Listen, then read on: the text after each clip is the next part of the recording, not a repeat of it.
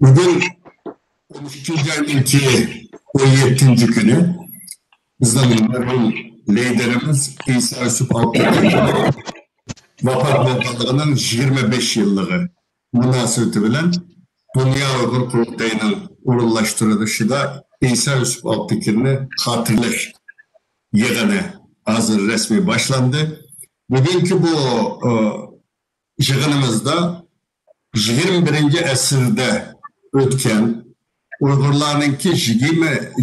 əsr Şərq Türkistan tarixinde nəhayət mühim orunğa ega liderlerimizden biri olan İsa Yusuf Altınk'ın hayatı, onun siyasi kişiliği, diplomatiye, her taraftan bu Şərq Türkistan davasına koşkan töpüsü hakkında söhbət edip bakmakçı. Bugünkü söhbətimizdən alayidligi, bugün katlaşkan kişilerin küpü İsa Yusuf Altınk'ın merhumla beraber uzun yıl birge yaşayan, birge işleyen, birge bu davanı elip bağın kişilerden terk tapıdı.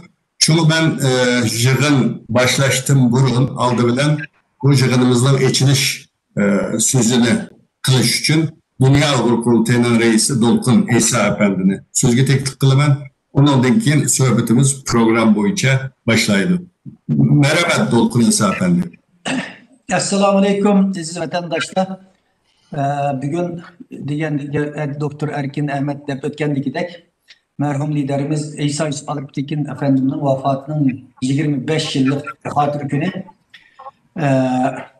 Bu münasebetle öz vaktida İsa Efendimiz'den birlikte hizmet kılan, birlikte hayatlarını birlikte ötküzgen, hayatının bir kısımlarını bolsun, birlikte ötküzgen, güzel hatırlarını birlikte yaşayan septaşlarımız, dostlarımızın bir vasıta eğizden İsa Efendimiz'den hayat hakkında bilinmegen kısımlarını anlaşıkla muhabbet bulunuz.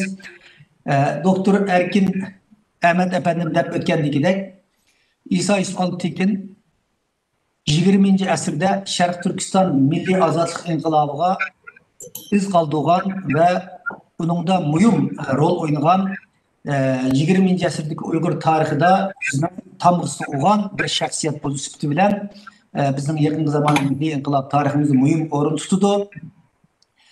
İsa Efendim Mehmet'in bura Mesut Sabri Baykuz dep 3 efendi dep atalgan bu efendiler bugün aramızda yok ama ulanın kaldırıp ketken fikirleri, ulanın kaldırıp ketken ideyaları Şərq Türkistan Milli Azadlıq İnqilabı için hazırca bir çırak, bir yol yoruq, yol gösterişi bu davrandı.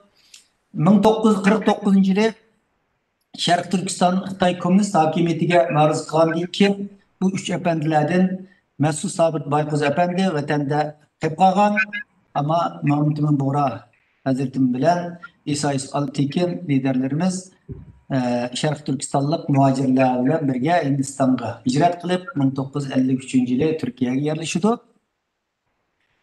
Vatandan ayrılgan vaxtda hep Hindistan kelgen vaxtıda milli mücadele rehberlerimizden Mehmet İmin Bora 1950 yılı yüzünün keyin yazgan bir hatırası da şunda da bir yazıdı. Şərq Türkistan Komünist Müstəmləkəyə ayrılış bilen Hindistan'a hicret kılgandan keyin 1950 yılı İsa Bey bilen müzakere kılıp vatan davası için elip baradigan farklı hareketimizden tövendikide kararlaştırdık dep hatırlap koydu. Biri Şərq Türkistan'ın tuluk müstakilligini maksat kılış milli mücadelenin. İkincisi vatan sırtı yaşavatkan Şərq Türkistanlıkların Filistin'e müstakillik fikrini simdiriş. Üçüncü bu gayet maksat kanalda tatbikatka ahmiyet veriş. Dördüncü dünya cemaatçiliğe Şərq Türkistan'ın tuntuş, ana vatandaki Xitay zulmünü anlatış ve onların yardımını kol keltiriş. Dep, muşu noktalara yığıncaklap bular milli mücadelesini başlaydı. 65. yılı geçkence Mehmet İmin Bora bilen bu davanı birlikte dünyada anlatıştırıştı. 65. yılı rahmetli liderimiz Mehmet İmin Bora'nın vefat edinken İsa Yusuf Altınk'ın bunu liderliğini yalnız üstüne elip Türkiye'ye ve İslam dünyasına asası faaliyet merkez kanalında bu davanı yapardı. Demek bu vaxtlarda G'arb dünyasında bugünkidek Amerika'da, G'arb dünyası, Avrupa'da topluluklar yok, teşkilatlar yok. İmkanlarla intayın çeklik. Meyli maddi imkaniyeti olsun, adem imkaniyetleri olsun, nait şeklik şaraitte bu pidakar rehberlerimiz şu mevcut şaraitin imkaniyetlerine karamay en zor pidakarlıkla bu davanı yapardı. Elbette bazı insanlarımız bugünkü dünyanın şartları bilen bunun ilgili 50 yıl 60 yıl ilgili vaziyetini hesaplaşmayı bu rehberlerimiz hakkında bazı orunsiz bazı tenkit eleştirilişlerini boğallıkı şahit olmamız. Ama her konuda bir tarihi şekil hakkında baha verge vaktimizde şu davrının tarihi şartları bilen şu davrının şaraitlerini göz aldığımız durup baha verirsek terhip adalet bir boğan buldu. O vaxtlar dediğimizde maddi imkanlar yok, edem imkaniyetleri yok. Bunda bir şaraitin üzerinde şu mevcut şaraitlerden naitizot fedakarlıkla bu davam edip gelgen.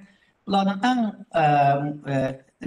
biz kadirleştirişlik bir ruhi muşu bayrakını, bugünkü ayıntızda kök bayrakını, milli müstakillik ruhini muşu oçakını ölçemey durup, muşu çoğunu, muşu meşalini keyinki avlatlarga, bugün muşu biz davanı kuatkan, bizden sırtındaki faaliyetçimizge, rehberlerimizge muşu çoğunu ötküzüp bireyligenligi, bunların kılan hizmetlerinden en mühimleri de kulaslaş mümkün. Bununla bu rehberlerimizni biz devamlı hatırlap duruşumuz gerek. Bunlarga boğan varisliklerimizni bildirişimiz gerek. Şunun bugün Dünya Kurultayı merhum liderimizin vefatının 75 yıllığı, o 25 yıllığı, 25 yıllık münasebeti bilen bu yığını ötküzdük.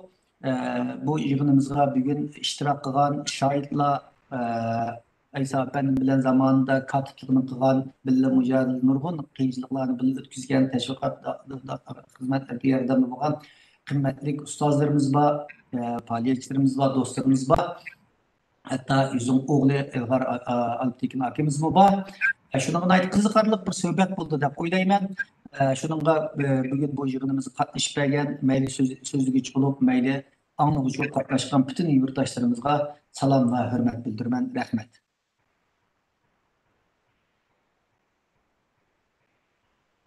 Avazını ilk kaptı. Merhum İsa Yusuf Alptekin'in 94 yıllık hayatında nurgun işlerini kılgan. Hem de bunu bugün köp yaşlarımız belki bilmezliği mümkün. Şuna İsa Bey'ninki eslimeleri var. Türkçe neşir kılıngan. Ben her kanda bir şarkı Türkistanlı'nınki bu kitabını okup çıkışını tavsiye kılımın. İsa Yusuf Alptekin 1901 yılı Kaşgar'ın yeni sahada tugulgandan keyin 26 yaş vaqtida, 25 yaş vaqtida şu vaqtdagi eski sobiq Sovet İttifaqı Andijan rayoniga konsoloslukka hizmetki bardı. Şu yaş vaqtidan tatipla bu G'arbiy Türkistondagi o vaqtdagi erkinlik kurashchilari bilan ko'rishidi, suhbat qilish fırsatı buludu. Ondan keyin Sovet şu vaqtdagi komünizm tüzümününki qanday bir tüzüm ekanligini, onun ziyankeşlikka uchragan Türkiye milletlerini ko'rgandan keyin komünizmga qarshi bu milliyetçilik hareketiga qatnashdi. Şunun bilan İsa Yusuf Alptekin 1936 yılına kelgan vaqtida Nanjingga şu vaqtdagi poytaxtga parlamentga milletvekili bulup qatnashdi. İsa Bey'ninki hayatidagi nayti açıkçılık bir devirler var. Mesela 1938 yılı özü şu parlament azası bunu süktü bilen İslam dünyası, Orta Şerif'teki İslam dünyası işte o vaxtda işte Afganistan'a, Livan'a, onunki Türkiye'ye, nurgun devletlerge, İslam devletine bir ekskursiya, bir ziyareti var. O vaxtda ziyaretten qaytqandan keyin Afganistan'a vardı. Afganistan'da merhum İsa Yusuf Mehmet İmam Buğra bilen görüşüdü. O vaxtdaki Türkiye'nin Afganistan'daki elçisi bilen görüşüdü. Onundan keyin Mehmet İmam Buğra 42'de Nemi'ye kaytıdı. Nanjing'e vardı. Birlikte Üç Efendiler hareketi de bu hareketini başlaydı. 44. yıldan tatip Şarkı Türkistan'a verip 45. yılı.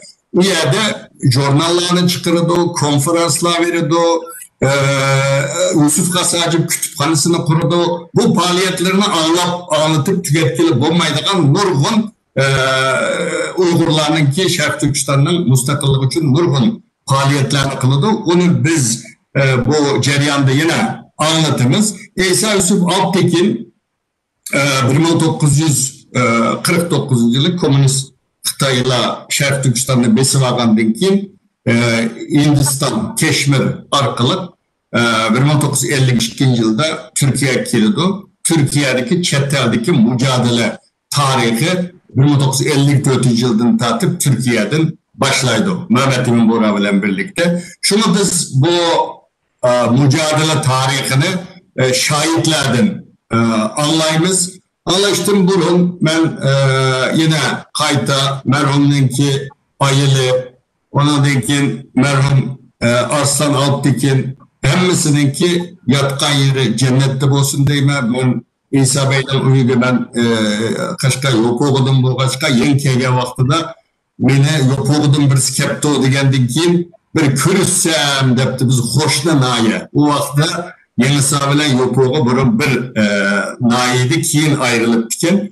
Şundan bir akşam mundaşkan kiçikni kiçik demey, çoğunu çoğ demey, aynı mundaş attı, sohbet kılattı, pek kiçik değil bir adamdı. Her üydün mimanken bulmaydı. Şunu ben aldı bilen özününki oğlu Ilgar Alptekin. Ilgar hakimiz bu. Uzun yıl Türk Hava Yolları'nda işlep Pegasus'un Kırgızistan'daki temsilciliğini kıldı. Türk Hava Yolları'nın Japonya'daki işgalısından müdür olup işledi. Suudi Arabistan'da işledi. Şuna Ilgar hakimizden İsa Efendi'nin hayatı doğrusu da kısaca malumat versi demekçi ben. Merhamet Ilgar Hakim. Çok rahmet. Bugün 17. dekaber adamın vefatının 25. yılında şu jığınlı açkanalarga hammalarga köp rahmet eydim ben. Dadam abiyatı siz geldik 1901 yılı Kaşgar'ın Yansa diyen nahiyesi tuğruptu. Dadısı Yusuf Bey, anası Ayşe Hanım. Çoğun boğanlıken şu çoğun dadam ona medresede okutkalı benimdi. Yalnız o zaman mı komünist Xitay bombası mı Gomundan dayımız var, Gomundan hükümeti zamanında yine zulüm var. Bula atölgüm inkılap kılması onda o yaş ballarını elip Xitayçı okuturken, Xitayçı terbiyeleydiken, Xitay mektaplarına verirken. Dadam dünyaya kiripti. Annekin çok adamdan Yusuf Efendi'nin yardımları bilen Xitay mektupları okuvatkan vaxtıda medrese eğitimini mi kılıvaptı, okuşta okuvaptı. Annekin Xitayçı'nın yaşı kamili giripti. Mektuptan mezun boğandıken o şu zamanlarda hemme nahiyelerge ibetilgen Xitay hükümetinin temsilcileri şu adamda valide, kaymakamlık otururken şularının birine kaşığa kirip tercüman bulup bir şeyle duruptu.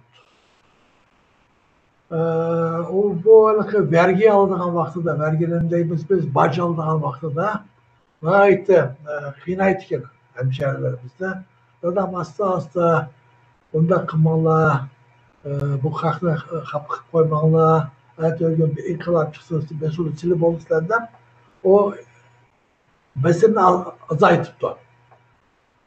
Neyken o adam daptı bana Uygurca yazsağdı kaymakam. Vakıl daptı adam ona Uygurca getirdi. Onun muallimi olaptı. Neyken 25 yaş gelgende o kaymakamdan Andijan'a konsolos olaptı, daire çıktı. Dadamın verip getirdi, yani tercümanla kılsam kadar. 3 yıl Andijan'da oturgandan keyin Toshkentga yetkilibdi ular. Toshkentga borgandan keyin u yerdagi Uyg'urlar bilan, milliyetchilar bilan görüşüp turibdi. U yerda abi siz degandek kommunistlarning besimini ko'ryapti, eziyatini ko'ryapti. Andan keyin nomusida bu Xitoylar bizga u yerda qilibdi ekan, kommunist emas bular. Bular kommunist bu yerda bu qilibdi ekan. Biz bununla karşı halkımızı uygandırışımız gerek degan fikir tushibdi. O'zbeklarning milliy shoiri Cho'lpon Bakir onun bilan yaqin do'st bo'libdi. Onun bilan ko'rishib, o'tirib so'zlashib o'tirganda Cho'lpon rahmetlik debdi dadamga, İsa Bey, ertesi gün biz inqilab qilamiz, müstakil bo'lib o'tsak bizga adam kerak, ko'p adam o'qitishimiz kerak. Her nimada jihatda adam o'qitishimiz kerak, til o'rgatishimiz kerak ularga. Germaniyaga, Türkiye'ye evatib shu yerlarda o'qitishimiz kerak bu bolalarni deb fikr beribdi ekan. Andan keyin o qaymoqamdan nimasi so'rab, vaqti so'rab Beyjingga yo'tkilib ketgan vaqtda dadam olib beribdi Beyjingga. Beyjingga borgandan keyin nima? Doğu Türkiston vatandaşlık cemiyetini kuruptu. İki dergi çıkarılı turuptu. Ceride deyimizmi değil mi? Ularga. Andan keyin şu yerda aylıqını alıp otururken bizge anamdı dep bergen hem rahmetli pul mevatmekti bizge deydi. Tapkan pulu bilen bala okutum ben. Kitap basım ben. Dernek kurumen, dernektikilerge yardım beremedi tapkan puldu. Yakacaydı bizge pul mevatmekti efendim dep şunda dep beredi. Belki Hamid Khan mağanlığa boğut kelek bu geplerine. Andan keyin 1933'te vatandaşlar Kumulda başlayan inkılaptan keyin Doğu Türkistan İslam Cumhuriyeti kuruldu Kaşgar'da. Bu yerde Memti'nin Buğra bilen bilge. Yalnız bu komünist Rusya kokap getip, çüçep getip Xitaylar bilen işbirliği kılıp bu 3 aydaki, 4 aydaki bu Cumhuriyet'ten besik durdular. Şu zamanda rahmetlik Memti'nin Buğra ben Hazret Dada'da gittim ona. O Afganistan'a çıkıp gitti. Uzun zaman Afganistan'da yoktu. Dada benden keyin Tüledigen'de kelike milletvekili sayılangandan keyin dünya seyahati çıkkanda nimaga berip Afganistan'a estimli tepipti.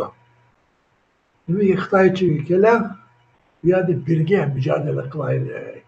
Sizga bir narsa bo'lmaydi u yerda deb da'vat qilibdi. O boribdi, orqasidan nima yaptı? Rahmetlik Mesut Sabri Bayko'zi yaptı. Benim isimni İlgar degan isimni qo'ygan adam şu doktor Mesut Sabri Bayko'zi. Ben tug'ilganda bola ismini ben qo'yaman deb İlgar ismini beribdi. Ular u yerda birga ishlayapti, uch afandilardan. Andan keyin 1944-yilda G'uljada yeni bir inkılap çıkıp bu yerda bu Doğu Türkistan Cumhuriyeti degan bir hükümet kuruldu. Onu o besik durdu. Ruslar. Xitaylarning besik turduğu küçüğü hem de Ruslar askeri yönetip İngilizlerin ama nemisi var. Bu Cumhuriyetler bir yerde kurulsa Hindistan bilen Pakistan'ın dahlisi oldu da İngilizler komünist pulunu verip askerlerini bulmayı verdi. Andan keyin o besikkandan keyin bu biz hazır kolumuzda hiçbir güç yok. Müstakillik alamayız kimimiz. Hemisi muhtar bu olsun bu. Biz bu Şarkı Türkistan'da muhtar bir nas kılaylık. Ümine ben imtiyazı bilen hükümetten reisi rahmetlik Mesut Sabri Bayko'zu, hükümet genel sekreteri Dadam İsa Tekin, umumi vali bolatma Mehmet Emin Buğra sayılır. Bunlar bu yerde yine kitaplar çıkarıp, Tüledigen'de kütüphane kurup, ben ki matbaa ne işletip bu yerde. Bana okutumuz, adam okutumuz, hep hele adamlar çıkıptı. Hep görüntü gibi. Ondan keyin komünist Xitoylar bizim vatanda baskılı turganda dadamla urushlarga qo'limizni nima yo'q, askari yo'q, nimasi yo'q. Bu yerda qolsak o'ltirdi bular bizni deb Keşmirga hijrat qilishdi. O nihoyat qiyinchiliklar bo'lgan bir yo'lchilik. Anam daftarida anlagan qo'shiqlar yig'lab ketdi. 60 günden ziyade şu Himalaya dağlarını aşıp Keşmir'e gelişim. Şu vakti de bir yerde konduğunda nerede konular unutup baktım ismine. Rahmetlik Arslan Akam bilen rahmetlik Yalkın Hedem'den putu açık kaptı ki. Bir yerde tonlap kaptı putları. Bunların kangren buluşuptu. O bu kıyınçılıklar nemige aran kelip durdular Keşmir'e. Arslan Akam'dan putunu halka madaklarını kesip kutkuzuptu. Yalkın Hedem'den onu kesip olmaktı. Parçıkının hemmisini alsa olmaktı. Anneki şu yerde vefat olup getirdi o Hedem. Yani esimde yok onlar. Biri yarım yaşlı çıktı kimden. Benim nememge dadam kaçan görüngeli başladı. Yeni bir seyahatin kenarına vakti da Keşmir'deki airport'a çıkıp tostuk ve çiki motorluk bir Dakota aeroplanla hikayede esimde var.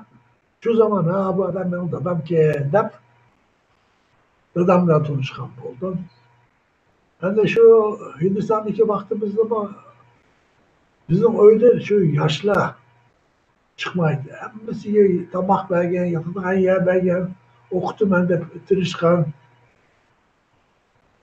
Bendeki bir yandan bir hikayen, dadamla bilen bir hikayen, Kazak hemşehriler var, az kadar Uygurlar mı var, Pakistanlı var, Xitaylar bir basım kıkılı duruptu Xitaylarga. Ya bularını uyanır diyorlar ki ya bizi kaytırıp belki. Bendeki nime Hindistan'ın o zamanki başkanı Nehru, Pandit Nehru dadamı çağırıp yaptı. İsa Bey sen böyle bu adamların gibi ya tapkın. Olmasa biz naçar kaytırıp veremeyiz Xitaylarına. Dadam yine şöyle şu İslam devletleri geçen diğerdek veripti. Hiçbiri kabul kılmadı. Türkiye'ye yaptı. Türkiye'de derdini anlatkanın ki 1853 edemle ya İskanlı göçmenden Türk hükümeti ruhsat verildi. 1953 yılı en keyinki kafile yolu çıkan ki biz bir yolda çıkıp Türkiye'ye gidip yaptınız. Ben hazır Türkiye'deki bu sözü bilmeydim. Türkçe'ni bilmeyimiz. Ben Türkçe iştik üyesi olduğumda 5 yıllık yataklık ilk mektep koyaptı. Köyümüzün hele uzakta bir yerde. Haftada 6 günde Şembi günü bir mektep vardı. Şembi günü peşinde çıktık. Bir yerden öğün gelirdik. Birinci sınıftaki vaktimde dadam bir katım geldi bana ağıla. Arslan Akam geldi. Küpüncüsü rahmetli Polat Turpani gelip aldı benim mekteptim. Unutup kalıştı bana bu vaktimde. Saklap oturdum. İşte kaldı. Bir kim gelip öyle kitap dikidem. Hiç kim yok yemekte. Çirip oynayıverdim hiç kimde. Anneyken ikinci sınıfa çıkandan keyin Üzen Beripköy'e oturdum. Şu küçük yalıda eğitim mektep, bir yerden Bostancı diye yergi meyap barı tok. Dostlar bilen. Bir yerden tramvaya uçuşup Kadıköy'e gelip, Kadıköy'den vapur uçuşup Karaköy'e gelip, Karaköy'den meyap yine Eminönü'ye gelip ya da yine tramvay bilen Aksaray'daki öyümüzü gelip. Adam ya Bolu'da ya Bombay'dı. Yani öyle geçerken nasıl tayak yedim. Kir. O mektepte su yok yüzümüzde kolumuzda şuğular.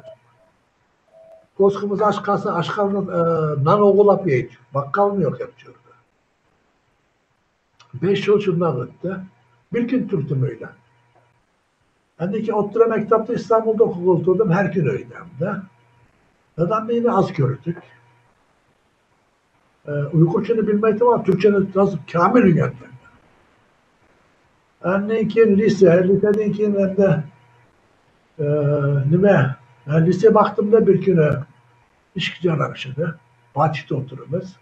Bak kış vakti soğuk. İşkini açsam estim işkini aldı da ceketini manda kıptı. Soğukta. Titrep durdu. Hazrette da dep bir bakıratıma. Ana dep bakırdım. Anam çıkıp işkini aldı da. Mehmet Emin bir Kur'an yıkanıp çıkılap gitti. Efendim çıksın dedi. Kolunu tutup kucaklayıp bunu öyle geçirip gitti. Bir karısam dadam, anam, esnep üçü tazı çıkılışım otur işkili. Dadam bilen iş göreşkilik gelirken Ezan otobüs bilen Kadıköy'e geçilik gelip Kadıköy'den vapur bilen Eminönü'ye gitti. Eminönü'den Fatih'e bilmem ben bilemsizler İstanbul. Şu yolda merak yaptı. O vakta. Kağıdı kışta. Üstünde paltom yok. Titrep gitti ben neyken ben bilmezsiz sözlü yaptım olabilmeyi ben. Anam dedi oğlum sen talak çıkıp bir de mahvolsun oynap tuz dedi. Ben makulla talak çık ettim. Kiyin öğütçüysem onu tadı juyuşuptu. Dadam bilen anam esnemi sık sorulan şu Mekke'm yogat yaptım. Bir zamanlar ben Tokyo'daki vakti bir yere atlap gittim. Bir şey yaptım. Gap çıkıp Dolkun Yunus Bağ. Mahbiret Yunus Bağ'ı biz doçent. Onun iri. Onunla yakın dost. Onunla şu hikayeni dersem Karap acayip deydi. Ilgaraka dedi. Biz buradan bilmeyiz dedi. Bizden bilgenimiz kalktı bir işe. İsa Efendim'den hestem memleketten hazinesini elip yüzüp çıkarttı bula. Bazı yaşavatı da Allah taşkırında diyen gitti bir tuğadaydı. Yani şu bunda karısam işimlerde yalnız Hamit Han pat vardı bizim oyunda. Ondan memleketten hazinesine çıkıp gelmek bir havalımız yoktu o da hemen Hamit Han. Evet. İlgar abi ikinci turda yana devam kılsınız. Bulundu. Oldu. Hı hı. Evet, Ilgar Kammu dep ötti, reisimiz Dolkan İsa'mı dep ötken, hakikaten o tarihi şaraitte nayet kıyın evaldı bu ki davanı elip bağlanımdı. Mehmet'imin Buğra 1965'te Jürek Kesili olan Ankara'da vefat buldu. Biz hem Fatma Hanım'dır, Mehmet'imin Buğra'nın ayılı, hem İsa Bey'inki Balıçakıllar'dan Erkin Alptekin hakkımızdan köp ağlagan. Hakikaten davanı nihayet kıyın vaziyette Türkiye'de elip bağına. Eğer bugün bu davamız halkaralaşkan olsa, muşu çoğunlarımızdan, muşu liderlerimizden bunun koşkan töpüsü nihayet zor. Hem bunu tüvende dostlarıma anlatıldı. Hem de ben tüvende İsa Bey İstanbul'a geldiğinden keyin bilisizler 1960 yılı Şarkı Türkistan Köçmenler Cemiyeti'ni kurdu.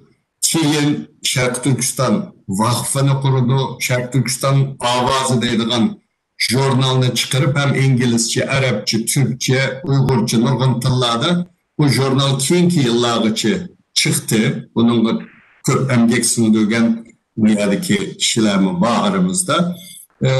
Şarkı Türkistan davasının halkaraga anlatılışı da bu jurnalın roluna ait çoğun boğanı. Neyse yaxşı ilmi makallalar çıkarttı, haberler çıkarttı. Türkiye'de bu yaxşı tanılattı Şarkı Türkistan Avazı jurnalı. Keyinki yıllarda vakıf merhum Mehmet Rıza Bekin'li mi bu yerde generalimiz Mehmet Rıza Bekin, İsa Yusuf Abdikin'den keyin vakıftan başlığı oldu. Onu mu bu yerde minnet bilen esleyimiz. Hamit akimiz birlikte işleri İsa Yusuf Abdikin merhumla keyin Mehmet Rıza Bekir'le birlikte işledi. İstanbul'da aynı Ilgar Kammu dep ötkendik uyguna devam verip kelgen kişilerden biri Şarkı Türkistan Vakfı'nın sabık reisi özü. Hamit'ke siz İsa Bey hakkında nemilerini demekçisiz, kanda bir kişiydi, dava koşkan töpüsü neyim o? Bu hafta malumat versiniz.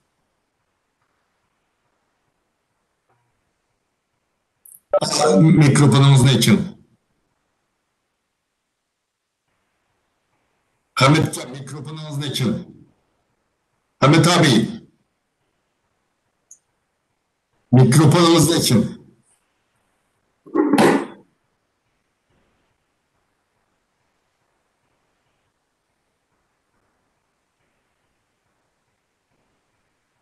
Hamit abi mikrofonunuz için. Hamit akka mikrofonunuz için mikrofonunuz.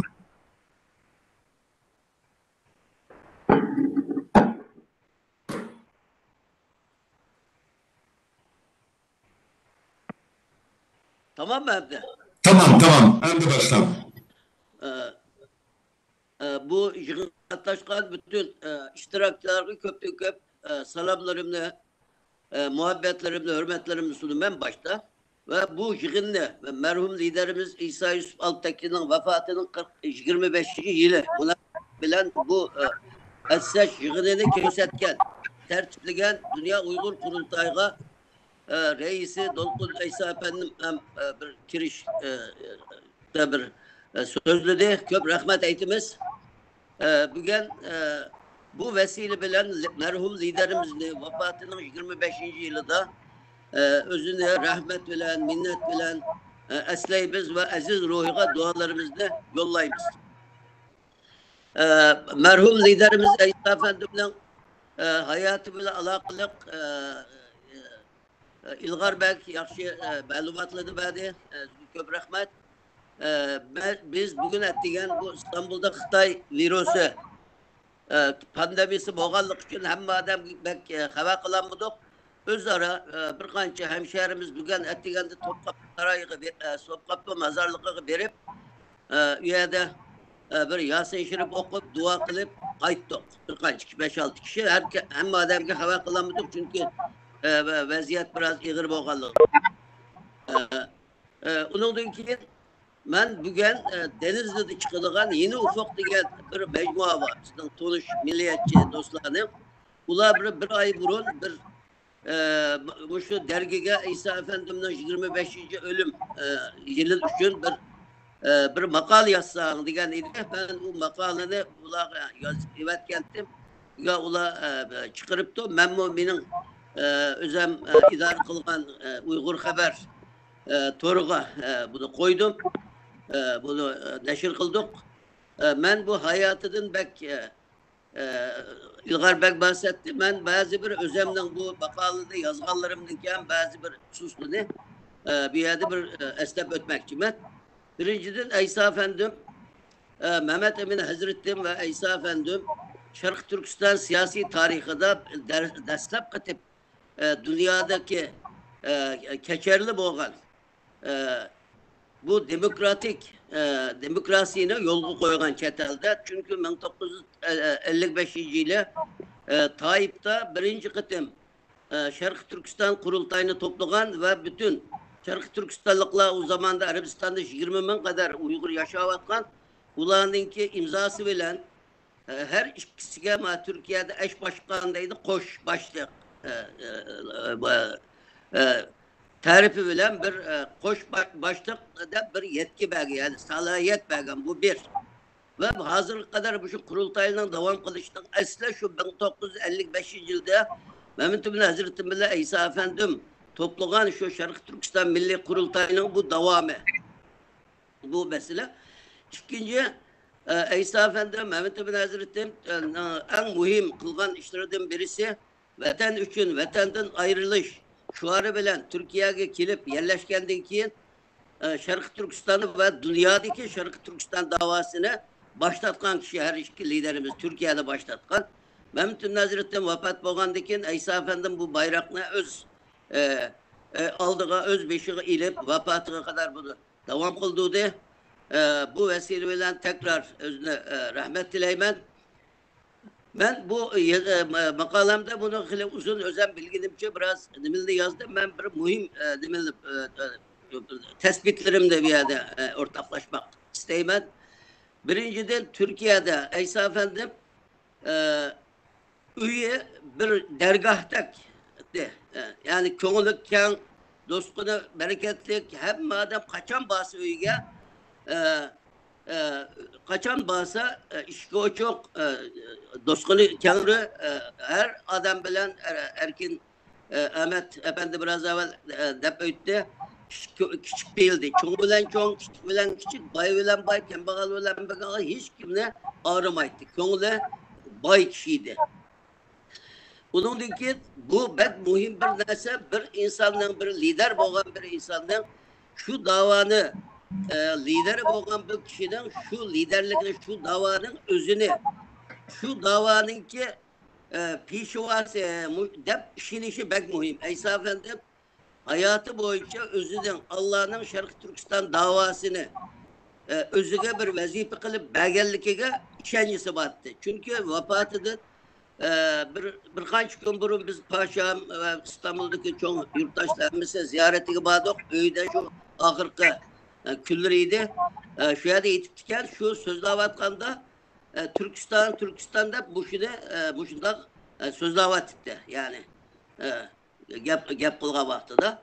Bunun için Türkiye'de olsun, Çetel'de olsun, bütün yurttaşlarda mesela buladığım birisi ben o zaman bizde Afganistan'da 1953 yılı 1850 kişinin Kazak, Uygur, Kazak hemşerilik yok, Uygurlar biraz az. Şu 1850 kişinin İsa Efendi ve Mehmet Emin Hazretleri şu Türkiye'ye kilip İlgar Bey dep öttü. Hiç kim ammaga baktı Türkiye'ye kilip Türkiye'nin şu zamanki hükümet erbapları olan devletin mesulları böyle sözleşip bulanı iskanlık göçmen statüsü veren Türkiye'ye kilip yerleştirdi. 1965 yılı biz Afganistan'daydık. Biz Afganistan'daki vakitte Mehmet Emin Hazretleri vefat kıldı. Şu İsa Efendi şunun ki tevessütü bilen, şulanın ki gayreti bilen, faaliyeti bilen biz Türkiye'ye 65 yılı 234 kişiye 3 uçak bilen girip yerleştik. Bizden 2 yıldan 2 yıl 67 yıl 11. ayda yine 74 kişi geldi ve Kayseri'de belki dünyanın hiç kadar yerinde bunda bir mahalle yok. Bağallı bildi bir Türkistan mahallesi de bir yere Basakistan gibi Türkistan'daki bir küçük Türkistan'da yani hemisi hazır tilini, örf adetini, vatan millet duygusunu, aşkını bugün hazır nesil devam kıldırıverse şu İsa Efendimiz'deki gayreti bile şu yerleştirgenlikten sebebidir. Bir yerde bir küçük Türkistan yaşavatıdır. Yani hazır kilowatt kallımından demek şu İsa Efendimiz'deki emgiki var hazır geldi özürlük gitti. Yani İsa Efendim bir Şarkı Türkistan mı hakikatinin boğallıkını Şarkı Türkistanlıklarının Xitay'ın kolda izilgen Türklerinin ki bir atsı boğallıkını Türkiye'ye anlatkan. Biz gelgende bundan medya bundan terakki kılmagan İlgar Bey biraz evvel dep öttü biraz ahvalini İstanbul'da. Mesela biz Şarkı Türkistan'dan geldik desek okuganlar birlikte Xitay'da Bulgaristan'a yıkımda Suriye'ye yıkımda bilmeydi Şarkı Türkistan'da. Ama İsa Efendim hem yerligi bağdı, bütün şehirligi bağdı. Bir yerde Şarkı Türkistan'ı anlattı. Bir Şarkı Türkistan'dan hakikatini Türkiye'de, dünyada bunu oturup koydu.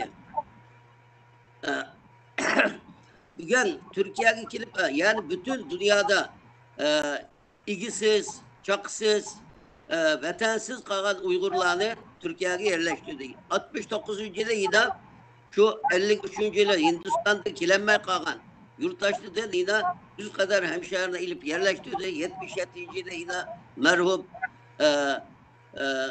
Mehmet Kasım Damollaman'ın ki riyasetinde yine 100 aile kadar hemşehrilik ilip yerleştirdi. Safaköy'de bulaba onun için kegelle oldu, 80. yıldaki kegelle oldu. Şu hayat vaktinde Türkiye'de harbi inkılap boğan şu kegelliği vatandaşlık ikamet deyilgan dersi vardı. Hazır Ahmet'im gibi bir vatıda o zaman burada ikamettir ondan yazıyor. Şu esafıda şu ilgili işi de berip emniyet gibi berip cise bir komiser bununla kattık muamele kılganken merhum Ahmet Kabaklı o zaman da yaman vaziyet Türkiye'nin siyasi vaziyeti nihayet çetin kıyın ahvalda şu Ahmet Kabaklı merhum nihayet bir yigitlik cesaret gösterip şunu kegellikine benim aklımda. Yani Türkiye'de Uygurlarını topladı, vatansızlarına vatandaş kıldı, bir yerde hemimizden çekilip yok oluşunu mesela Afganistan'ın kağılı hemiz yok olup gitti hazır. Neçisi sokakta öldü. Hazır nerede bağ, kim bağ, kimi yok çıkarsa bilmeyiz. Benim eğitilgini desek hem de gep dola başkalarımı herhalde sözleydi ulağımı bir vakit veriş lazım. Ben sözümü şu yerde ayaklaştırayım.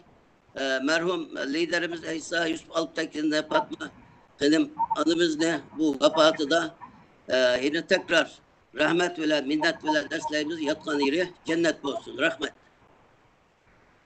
Rahmet Hamit Göktürk Efendi.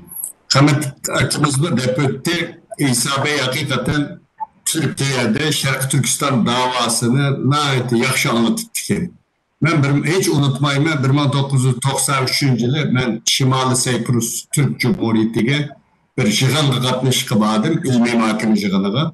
O vaxtıda bu Türkiye Cumhuriyetler müstakil bolğan idi.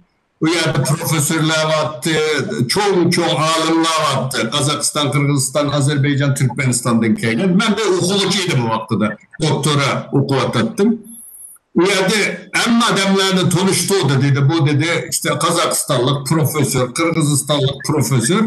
Ben bir okulucuyum de yaş küçük bir bala. Onu'daki meni tanıştığındaki Cyprus Türk Cumhuriyeti'nin ki o vaxtıdaki merhum reis cumhurlu Rauf Denktaş beni yenili çağırıp İsa Efendi'ni görüştün mü bilemse İsa Yusuf Aktekin ne dedi. Degendi ki bilime uygu verip görüştüm kolunu soydum. Dedim onundaki akşam bir ziyafet oldu. Çoğun bir ziyafet. Nurgun edem var.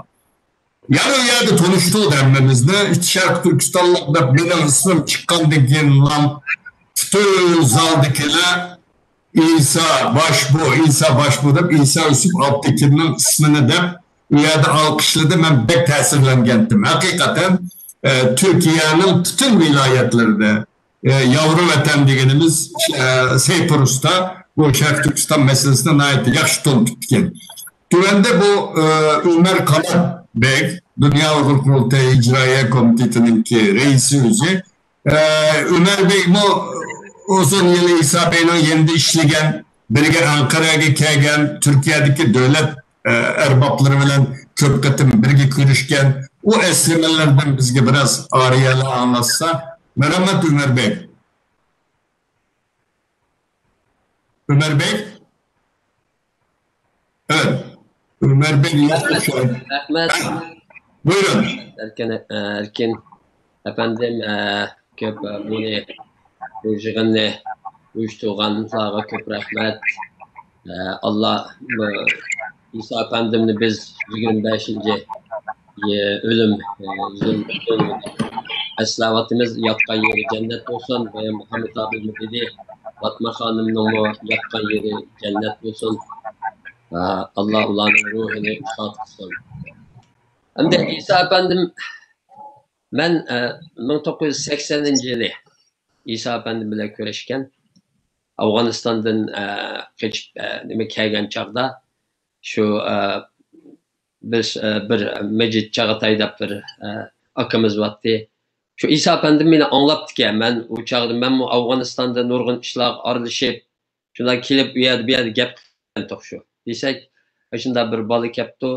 Şu bir akasına uy gidip berip İsa Efendi bilen köreştik. İsa Efendi bilen köreşken çağdım o hayli bir münazareler boldu. İsa Efendim'deki vatandaki faaliyetleri doğrusunda şunda. O meni yaxşı görüp kaldı İsa Efendim.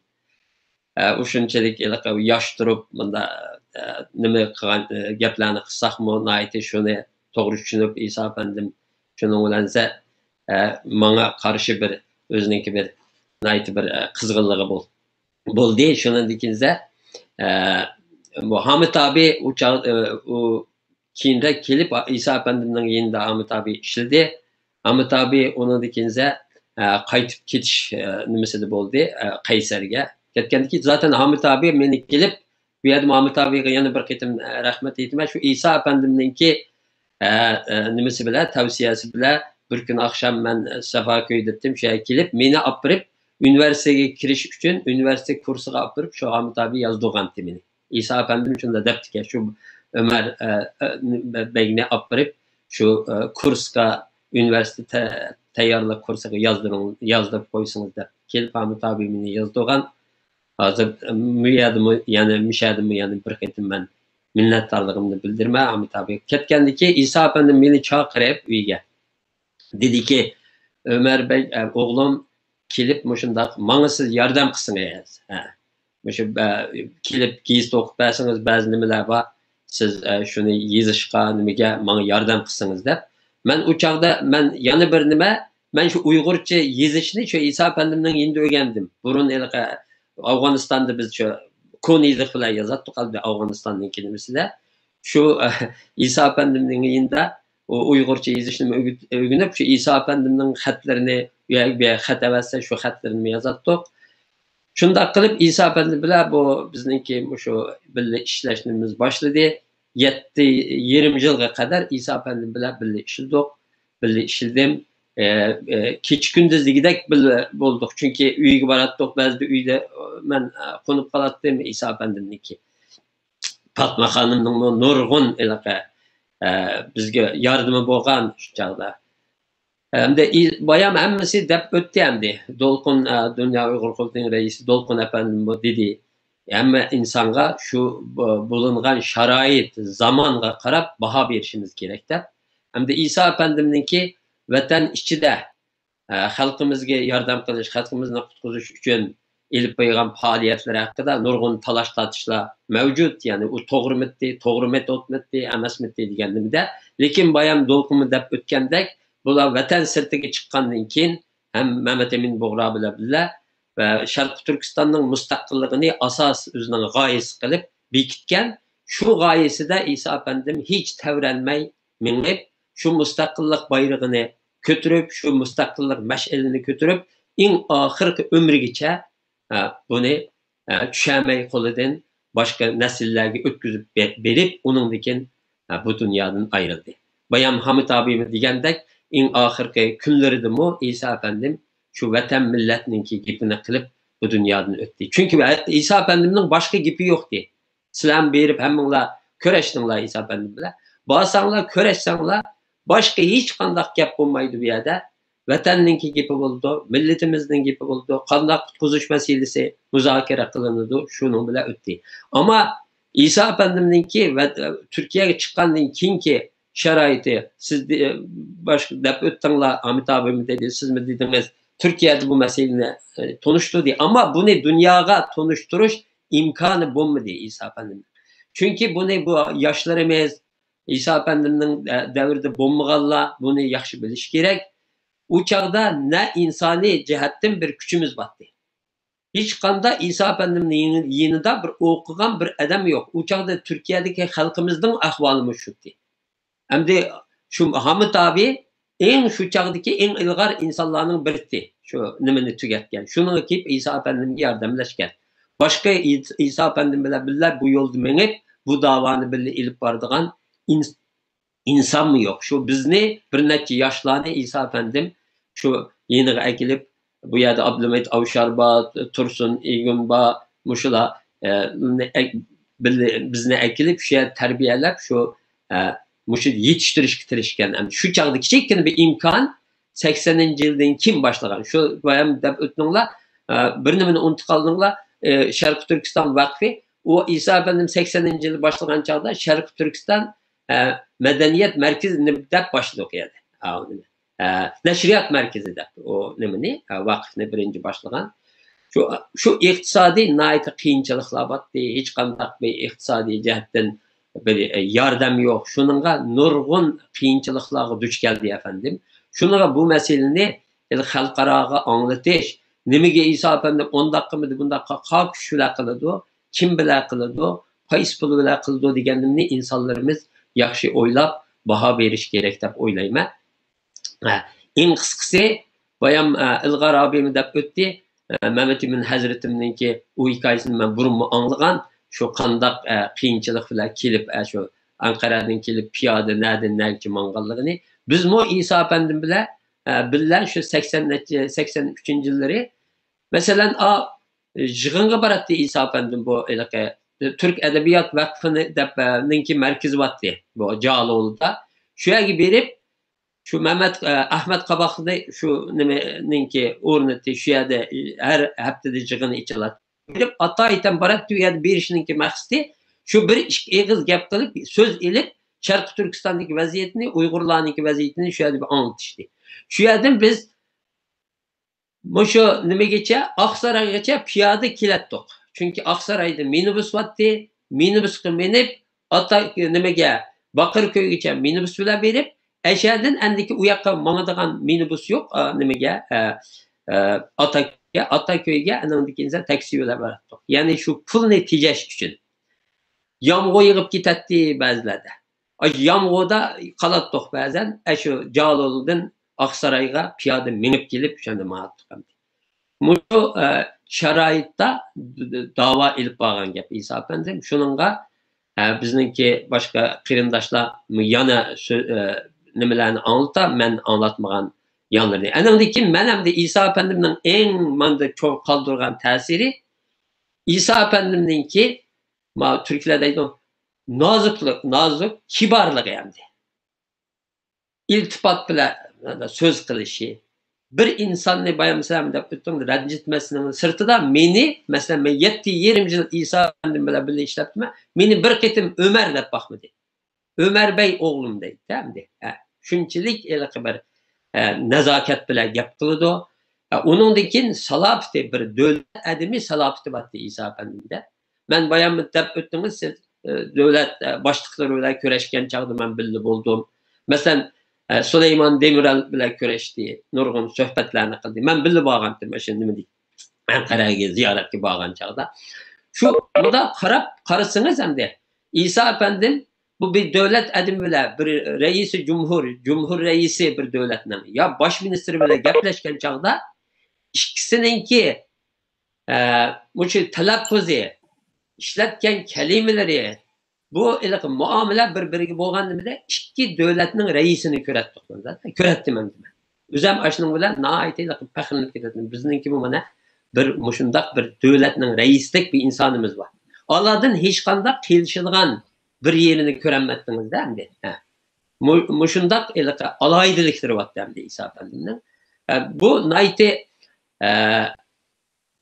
shu sharoitninki nima bo'lmaganligi, toza musoit bo'lmaganligi uchun Isa Efendim gerçi shunchalik xizmatlarni qilgan bo'lsa-mu, bu masalani bizning xalqimiz kutganda xalqaroliq bir masalaga aylantirishda undaq cho'ng bir nima qilolmay qoldi. Uni balki bizningki bir Abduqodir Tosh deb bir do'stimiz botdi, Saudiya Arabistonda rahmatlik o'lib ketdi, nayti yosh, nayti qobiliyatli. Shu bir jig'inda shunda degan, bizmo shu jugrab yurgan chig'imizda masalan İsa Efendimdek dedi, bir asrda bir keladigan bir rahbardek ko'rma İsa Efendimni. Her bir millatga bir asrda bir rahbar keldiki, shunda kelgan rahbarning biri Uyg'urlarga İsa Efendim bo'lishi mumkin. Lekin İsa Efendim shu sharoit Allah dedi, shu bir vaqti bor hamma ishning. Shu vaqt yetishgan chaqda, shu vaqt kelgan chaqda bu ishni o'zligidan bo'lib ketadi. Ama İsa Efendim shunchalik chopgan bo'lsa-mu, lekin sharoit ve Allah şu çağda orunlaştırmağaşka bu işin dedi. Bu işini degandek nimaga chiqaranmidi. Ama qo'lidan kelgan xizmatni qildi. Bir inson sifatida bir millatga, bir millatning mansubi bo'lish sifatida shu vatandan chiqqandan keyin Sharq Turkiston xalqining mustaqilligi uchun qo'ldan kelgan hammani qildi ve talaysiz bir lider desak bo'ladi. Chunki shu qahramonlar ya liderlar ve albatta bir ishni qilgan chog'da, bir harakatni boshlatgan chog'da uning atrofida shuning o'xshash odamlar bor.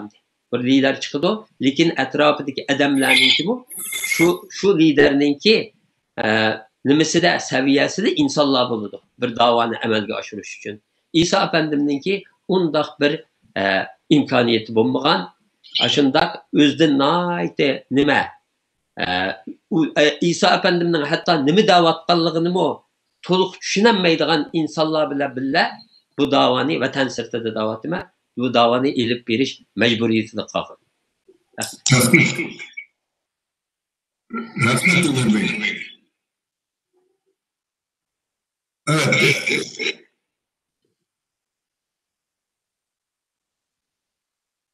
Avaz kilovatı da. Kilovatı da avazınız kilovatı. Rahmet Ömer Bey'in ayeti mühim meselelerde oturup koydu. Hakikaten bu şunu koşup koyuşumuz lazım. Yani o vaxtida Uyghur Şərq Türkistan davasını xalqaralaştırdıgan bunda bir güç Uygurlarda güç yok. Yani birisi xalqara vaziyet mi hem şunun ruhsat kılmadı. O vaxtdaki xalqara temponluk bu davanın xalqaraga kötürülüp çıkışıdır bu.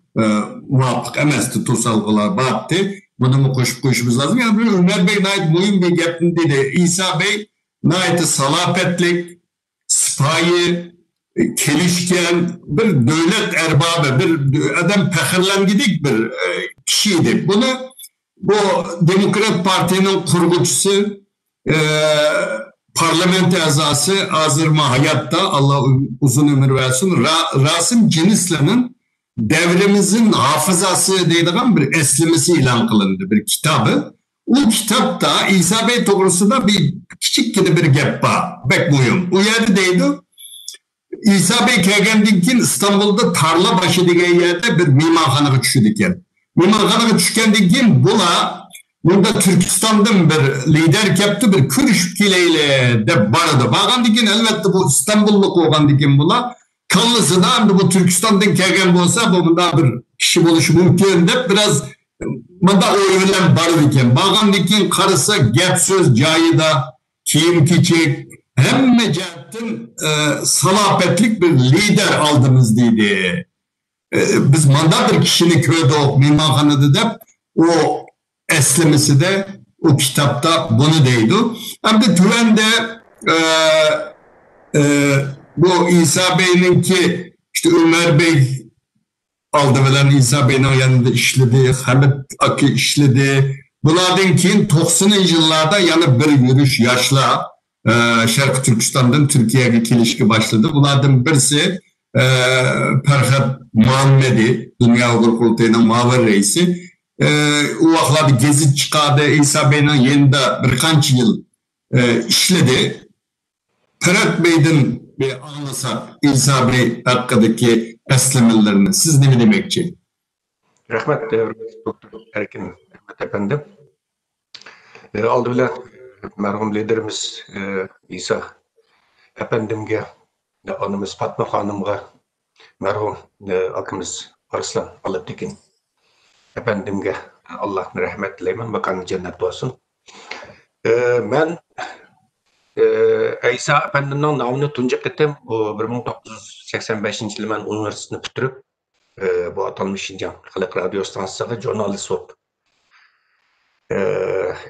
hizmet kirgendiğin keyin hükümetin işki ücretlerden anlaşkı başladım. Bu vaxtda İsa Groyi deydi. İsa Yusuf Alıptekin degan isim to'liq ismini anlab bakmadım. İsa Groyi deb ataydi. Keyin bu İsa efendimning nomi 1990-yılı 5-yil yüzeyken bu Barin inqilobidan keyin Xitoyninki ishki hujjatlarda. Chunki biz jurnalist bo'lganimiz uchun hukumatninki cho'ng matbuotninki ba'zi jamoat xavfsizlik nazoratininki partkomning ishki hujjatlari keladi. Paylash hujjati bu. Shunda 90-yildagi Barin inqilobidan keyinla İsa Groyi degan ism Xitoyning ishki hujjatlari yomon ko'p ko'rilishga boshladi endi. Şunlar biz bu kızıktık, kallandı şu şekilde demek bu çeteldeki bu Xitoyga karşı milli güçlerimizdeki beşi bu İsa diye adam kendi diyenler sen kalımız şu geldi. Hem de nayet ayvat gibi gösterdi. Çünkü o vakıfta çeteldeki milli atılmış milli bölgençilerde birkaç kino olurdu ama bu çeteldeki Xitoyga karşı milli güçlerimizin birkaç şahsını tasvirlagan vaqtida dağçılarda o'tdagan, tashamat, hayvat saraylarda o'tdagan ko'rsatgan bir qancha ko'rinishlarim bor Xitoyning ishlagan kinolarda. Xo'sh, shuni bilan 1993-yili 1-oyda men İstanbulga keldim. İstanbulga kelib tunca arzuyum hem de şu İsa Efendim'in bir göstereyim dediğin arzuyum var. Nayet küçüktü bu arzuyum. Şuna birkaç kardeşimiz bana İsa Efendim'in yükü başlap vardı. Hem de hazır rast yapmak kısam İsa Efendim'de tunca köyge vaktimde hakikaten şok oldum ben. Şok oldum da. Nayet katı hayran kaldım. Nimisten diye vakti de alakı dereceden taşkır adli sandı leyleğinde yani. Biz adetki bir binanın ki birinci katta oturdu. Fakat iş kuşağız öy. Öynünki üsküllerimin ait konrap ketken hatta bir neme var safa var ait konrap ketken ait adli sandı öy. Yeşil 90 kirgen bir adam çıkı gözü kömeydi. Ben durup gitti biçimde oyladığımda bu Xitay'ın 1 milyar 300 milyon Xitay'ın üçüncüler kokop ketken bu adamın uşuyken de bu Azerbaycan'da 90'dan aşkan çıkı gözü kömeygen bir adam Xitay'ın şu derece kokatka adam uşuyken de demek bu İsa Groye degan gap şu milli mustaqillik hareketiga qo'yilgan bir ismga shunun keltirilgan bir qalpoqga degan narsa keldi kallamga. Hayran bo'ldim. Nayet oddiy sadida, uyuna ait oddiy sadda, turmushuna ait oddiy sadda. Hatta men ko'p qatim shu Arslan akam bilan boqqollar bilan chiqishmadim. Bir ikki oylik shu nima qassobqani qazgan İsa Efendimda shu darajada yaqinlik ichida. Uningdagi Arslan akamning rahmat Arslan akamning ish o'rni yo'q. Asasen turmuş rasxodiga bizningki bu programımız qatnashgan ilg'or akamiz bilan Germaniyadagi bizningki ustozlarimizni erkin olib degan akamiz iqtisodiyotni yordam qildi ekan. Shu yordamga tayanib ham faoliyatlarini davomlashtirgan ham turmush kechir ekanda. Endi Islom boy deb o'tdinglar. Bu İsa Efendimning uyidan mehmon ayrılmaydi. Har bir kelgan odam eng az 2-3 soat o'tirish kerak. O'zim insonga omroq inson suydigan odam, mungdashqa unda olgan ekan o adamlar çokum bir vaqt tamaq yeb gidirken adam ekanmizse. O adam üzülmeydi. Arsankan bazı bana deydi, tulday taşı gapni. Men apam bilan dadam bilan bunda üçümüz oturup bir ayrım yamak tamaq yapmakka vaktimiz yok deydi. Demisime ben şunun işendim. 2 yıl İsa Efendim'in en yeni tuturup 2 yıl hizmet kılgan buldum. İsa Efendim'in yalnız ailesinden tamaq yiyeleydiğim gözüm yetmedi benimki. Çünkü adam üzülmeydi. Onundan bana yana bir ta'sir qilgan narsasi hamda bu masalan mushu oddiy soddiligi İsa Efendimninki. Meningki mushu mayli kichik turmushda bo'lsin, uningdan keyin bu da'vo aprishda bo'lsin, har qanday jafo mushaqqatga chidash ro'yini menga baxshatdi-da, shu shakllandi. Chunki İsa Efendim daqaga Bay Mamtun Mug'ra Efendimninki hikoyasini angladinglar. Şu 30 bilet aldığım pulu yok. Yalan çapan bile kışta. Şu nimeden 4-5 kilometre yol yürüp 30 garajdan İsa Efendim'in ülkeye geldik. Tas kapıya aşk edip tonlap şahit yıkılıp düşkeli. Onun için bizim anlaytık. Muhammed İmam Buğra'da şunda bir kolda elem, bir kolda kalem, kotanı kalıp soğadım. Vafat o vakti 2-3 aylık oyunun kirası kazıp katken. İsa Efendim'in turmuşu o derecede adli saddi. Bu bizde gene ait qattiq ta'sir qilgan narsa oldu. Şu vaqtdagi yoshlarimiz İsa Efendim bilan kurashganligi yoshlarning ko'pincha buni qattiq ta'sir qildi qalsa. Şu vaqtdagi yoshlar qaraydigan bo'lsanglar, hozir şu İsa Efendim bilan şu vaqtda kurashgan yoshlar 90'lardan boshladi. Hozir ko'pinchisi bizningki milliy mustaqillik harekatimizningki g'olliq odamlar. Ammo bular mushi jarayonning nurg'un jafolarni tatgan. Masalan, bizning raisimiz Olqin İsa Efendim ayni vaqtda PISA to'shib inqilob qildi. Ben kaçıyordum Germanya'dan. Kürtlerin aşkanısına. O bir net azıldı. Başka bizim yani nurgun nimler. Bu İsa Efendim'den bizi kaldırgan bir tesir. Yani bizi o başında Japan meşakkat kişidaydıgan bir ruh ne? Biz bir görgendiler bizim içimizi sındırıp etkende. Doktor şunca uluk adamlar, şunca büyük adamlar bunçilik Japan'a tatlı. Bunçilik neme müşkilçilik kişide bu davanı kıvıtıptı. Demek biz kimde o deydiğen nasıl şekillendi. Hem de hazır bazı yaşlar var. Ben Türkiye'ye görüp karıştım. Vay vatan işte 3 tane şirketim battı, zavutum battı, ondan bayttım, bundan bayttım. Ben işlettim ben. Aksukökçü değil var. Ama bizim şu nesli battık kaldığımızda ama İsa Efendim'in köydeki o nesli kaldığımızda bütünle yok etti. Nereden başlaş olduğumuz kıraş payışı değil mi? Onun için ben özlem tılşınastık okuyadım. Bunu okuyan kesmem tılşınastık. Üniversitedeki hayatım benimki Uyghur dili grammatik akademi Uyghur dili yazıqını öğrenişler öttü. Ama İsa Efendim'in paranlışı arkalı hayran kağa yerim. Bu İsa Efendim bütün Uygurlarning en fasahatli sözlerini yig'ib olgan ekan-da. En güzel tillerini, obrazlık sözlerini yig'ib olgan ekan. Sizlar boyida o'tgan shundoq isil, yuqori saviyada, yuqori sifatda chiroyli kelimalarni ishlatib so'zlaydi-da. Sizlar o'zlari hech qanday odam siz deb deganni anglab boqdim, kichik bo'ldimda nimaga? Fasahat so'zlaydi ekan. Ondan keyin boyida deb o'tdinglar, mana bagantasi salop tutyapti. Haqiqatan bir liderga xos bir salop tutyapti. Onun ki bana ta'sir qilgan yeri, men 2 yil yenida eng yaqin yenida turib xizmat qildim. Hech bir zaman millatni ayblab boqqanni anglab boqmadim-da, uning shohidimdi. Masalan biz hozir bizni internet, sosyal medya tillab ketsa, ya bir umutsizlik uchursak, nimaga uchursak, to'sqinlikka uchursak, millatni ayblaymiz. Voy bizning o'sha millat, undan sapasi yo'q. Voy bizning millat bunday. Ama İsa Efendim hech bir zaman milletine ayıplap bakmam. Ben onu anlap bakmam. 2 yıl yine yakın tutup her gün digidek bir 2 saat paranlaşma. Çünkü ben jurnalist boğaldığım için İsa Efendim bu jurnal soğuk adamken yani köygen dep künden bana bir vazife kılattı. Bir 2 saat kilisiz monuşumuz paranlaşımız. Milletine rencim etti. Hiçbir zaman. Yani halkının ait süyatida halkı oğa hürmette fevkalade yukarıda. Mesela biz aşman kelgan vaqtimda İsa Efendim'in Kündüzü asasiyetten Uygurlar qo'rqib uy kelmaydi ekan.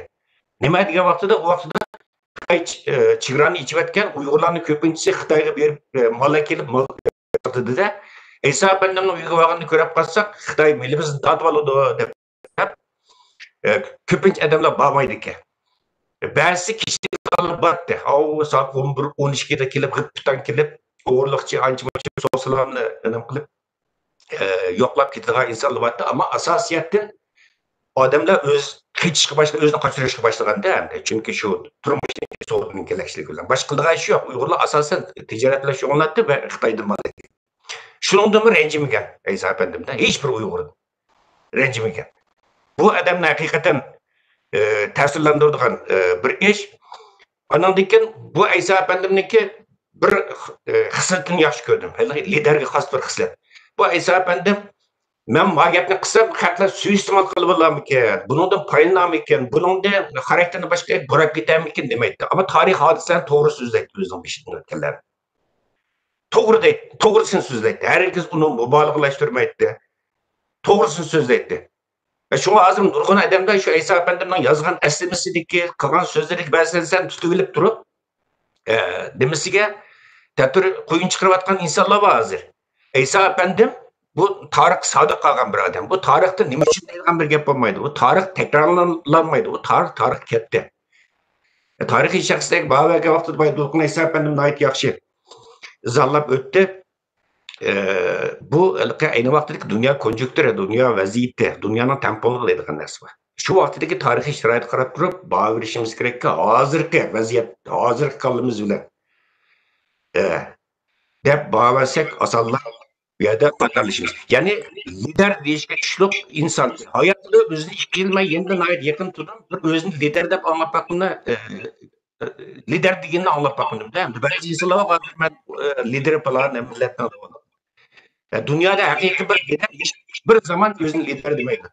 Sizlar anglab boqqanda qaysi bir lider deb boqqan o'zini. Bundaq bir qisiltyapti.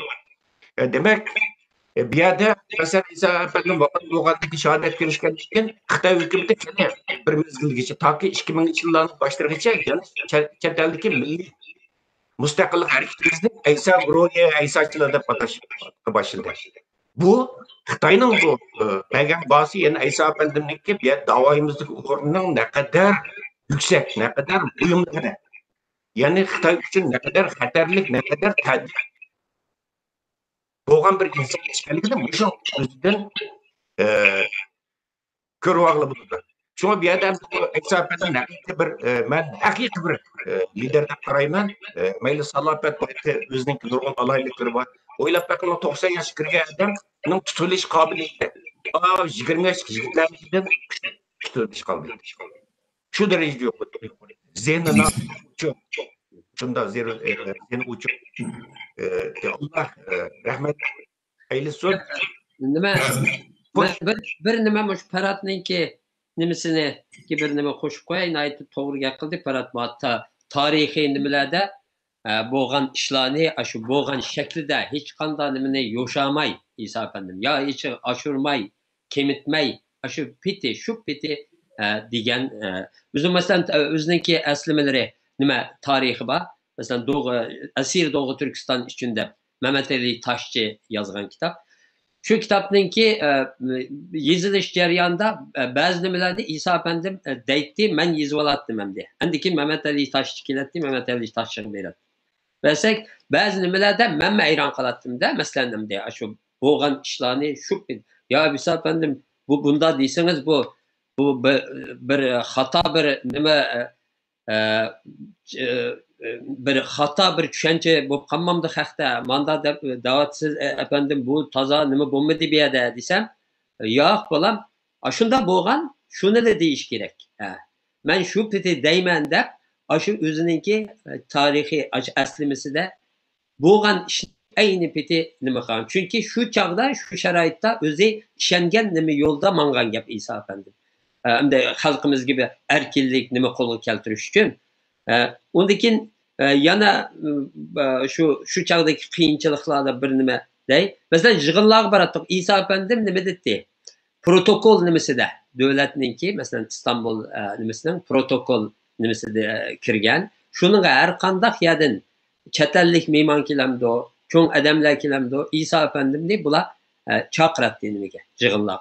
Çoğun mehmonxonalarga yig'inga boratdik shu odam kutib olish nima degan resepsiyonlarga. Borgan chog'da qaytib kelgan chog'da endi taksiga pul yo'q. Shu nima qiynaldik-da, qiynalg'achqa İsa efendim deydi, efendim manamdoq desam, Ömer Bey oğlum biraz saqlab turaylik, biraz chiqib qolamiki bizni opirib qo'ydigan debdi. Saqlab turgandiki eng necha qitim o'sha nima ko'rib kelib, hozir endi rahmat bersin deyishimiz kerak. Akmaliddin Ihsonoğlu uchoqda bu islom tashkilotininki kultur nima markazi botdi. Shuninki boshlig'i u cho'ng mashinasi bilan kelib, ya bo'ldi men opirib qo'yay deb bir qitim o'zining uyima shu nimada opirib qo'ydi. Ikkinchi qitim ko'rgan chog'da meni chaqirib, bo'ldi meninki mashinamni sizlar boshqa nima tutmanglar. Meninki mashinam sizlarni opirib qo'ysin deb bir necha qitim shu nimaninki mashinasi bilan bordik. Ikkinchisi andikin shu chog'da Mustafa Bey unutqaptimi ismini, İstanbulning muftisi botdi. Muftisi o'zi boshqa mashinada ketib, men mashina topmay ketman. Sizlar bundan keyin Ömer İsa Bey benim arabamda gidecek. Herhangi bir yere gitseniz benim arabam sizi götürecek. Deb shunda da bizni mening mashinam sizlarni opirib qo'ydi deb shu mashina bilan borgan.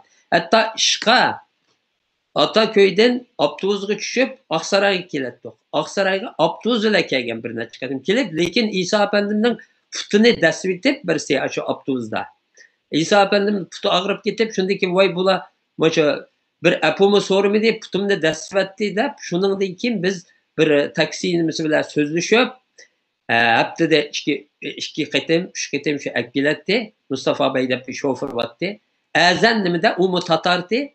Tatar Mustafa Bey şu akab qo'yapti. Ya'ni İsa efendimni akilib chiqqaniga olib ketadi. Ya'ni qiyinchiliklarda bu davoni ilib borganligini tushuntirish uchun bir deb ko'rsatdim.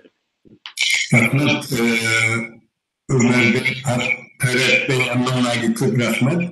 Şimdi hakikaten nayet adlı sadda biz tunca katım İsa Bey'ini bilişimiz bu Şinhua Haber Agentliğinin uzun yıl Türkiye'de yaşayan bir muhbir vardı. Leşen'de deydiğim. Beijing'de bir konferans verdikken, Türkiye doğrusu bir konferans verdikken, o konferansta anlığıyla bağdık biz üniversite okuvcular. Türkiye'nin anlatırken, Türkiye'nin ki Xitay siyasetini. Bu ay minglarca adam katlaşkan yığın. Aşağıda İsa Goro'yu Türkiye'de şu Xitay'ını bölüş için küreş kılıvatıdı. Türkler kattık kollaydı bunlar da naiti çoğun anlattı naiti. köpürüp anlattı. Biz bek pekirlendik ki kelgendikin ben İstanbul'da Ataköy'deki üyege akşam mehbi bağalladım biriydim o vaxtıda. Şu benim öyle kirip heyran kaldım yani. Nait adı sadde küçük pil acı bizim vatandaki lam ay zagreman tılıvelen nait tesirlik sözleydi. Bana nait hoş hakkın gepleri Allah yatkayını cennet kılsın. Hem de Türel'de İstanbul Üniversitesi okutkuçusu, Türkiye Enstitüsü'de okutkuçu. Hazır İsa Yusuf Abdikim Vakfı'nınki reisi Ömer Kul efendiye söz verme. Hem de Ömer Kul'un hem İsa Yusuf Abdikim'den vakfı başlığı hem İsa Bey'in yine de uzun yıl birge kollab kuvvetligen Profesör Doktor Abdülkadir Donuk Hoca'nınki müelliminin okuyucusu özü. Bu Şarkı Türkistan doğrusu da doktora ilmi makalesini yazdı ki İsa Bey'in 48 yıllık mücadele hayatını kitapta kayta neşirge teyarlap neşir kıldı. Her daim hem içtimai tarafkılarda hem başka jurnallarda Şarkı Türkistan doğruluk köp makaleleri var. Dokulatlarını bir vatıdı erkinken davamlık deydi o Ömer Kul bize maral veşlik deydi o bize tege maral veştim bizden Şarkı Türkistan'ın.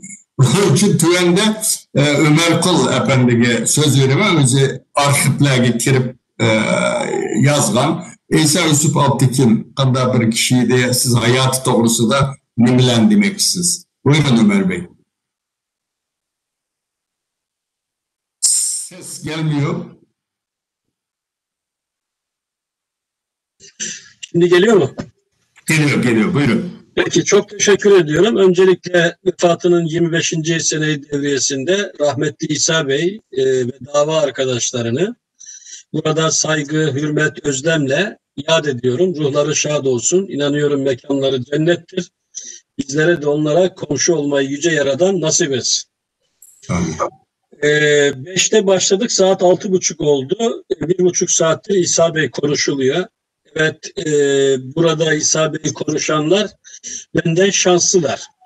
Çünkü onlar İsa Bey'i bizzat gördüler. Onunla yaşadılar, beraber çalıştılar. Ilgar abi zaten evladı, beraber yaşadı. Onların tanımasıyla benim tanımam biraz tabii farklı.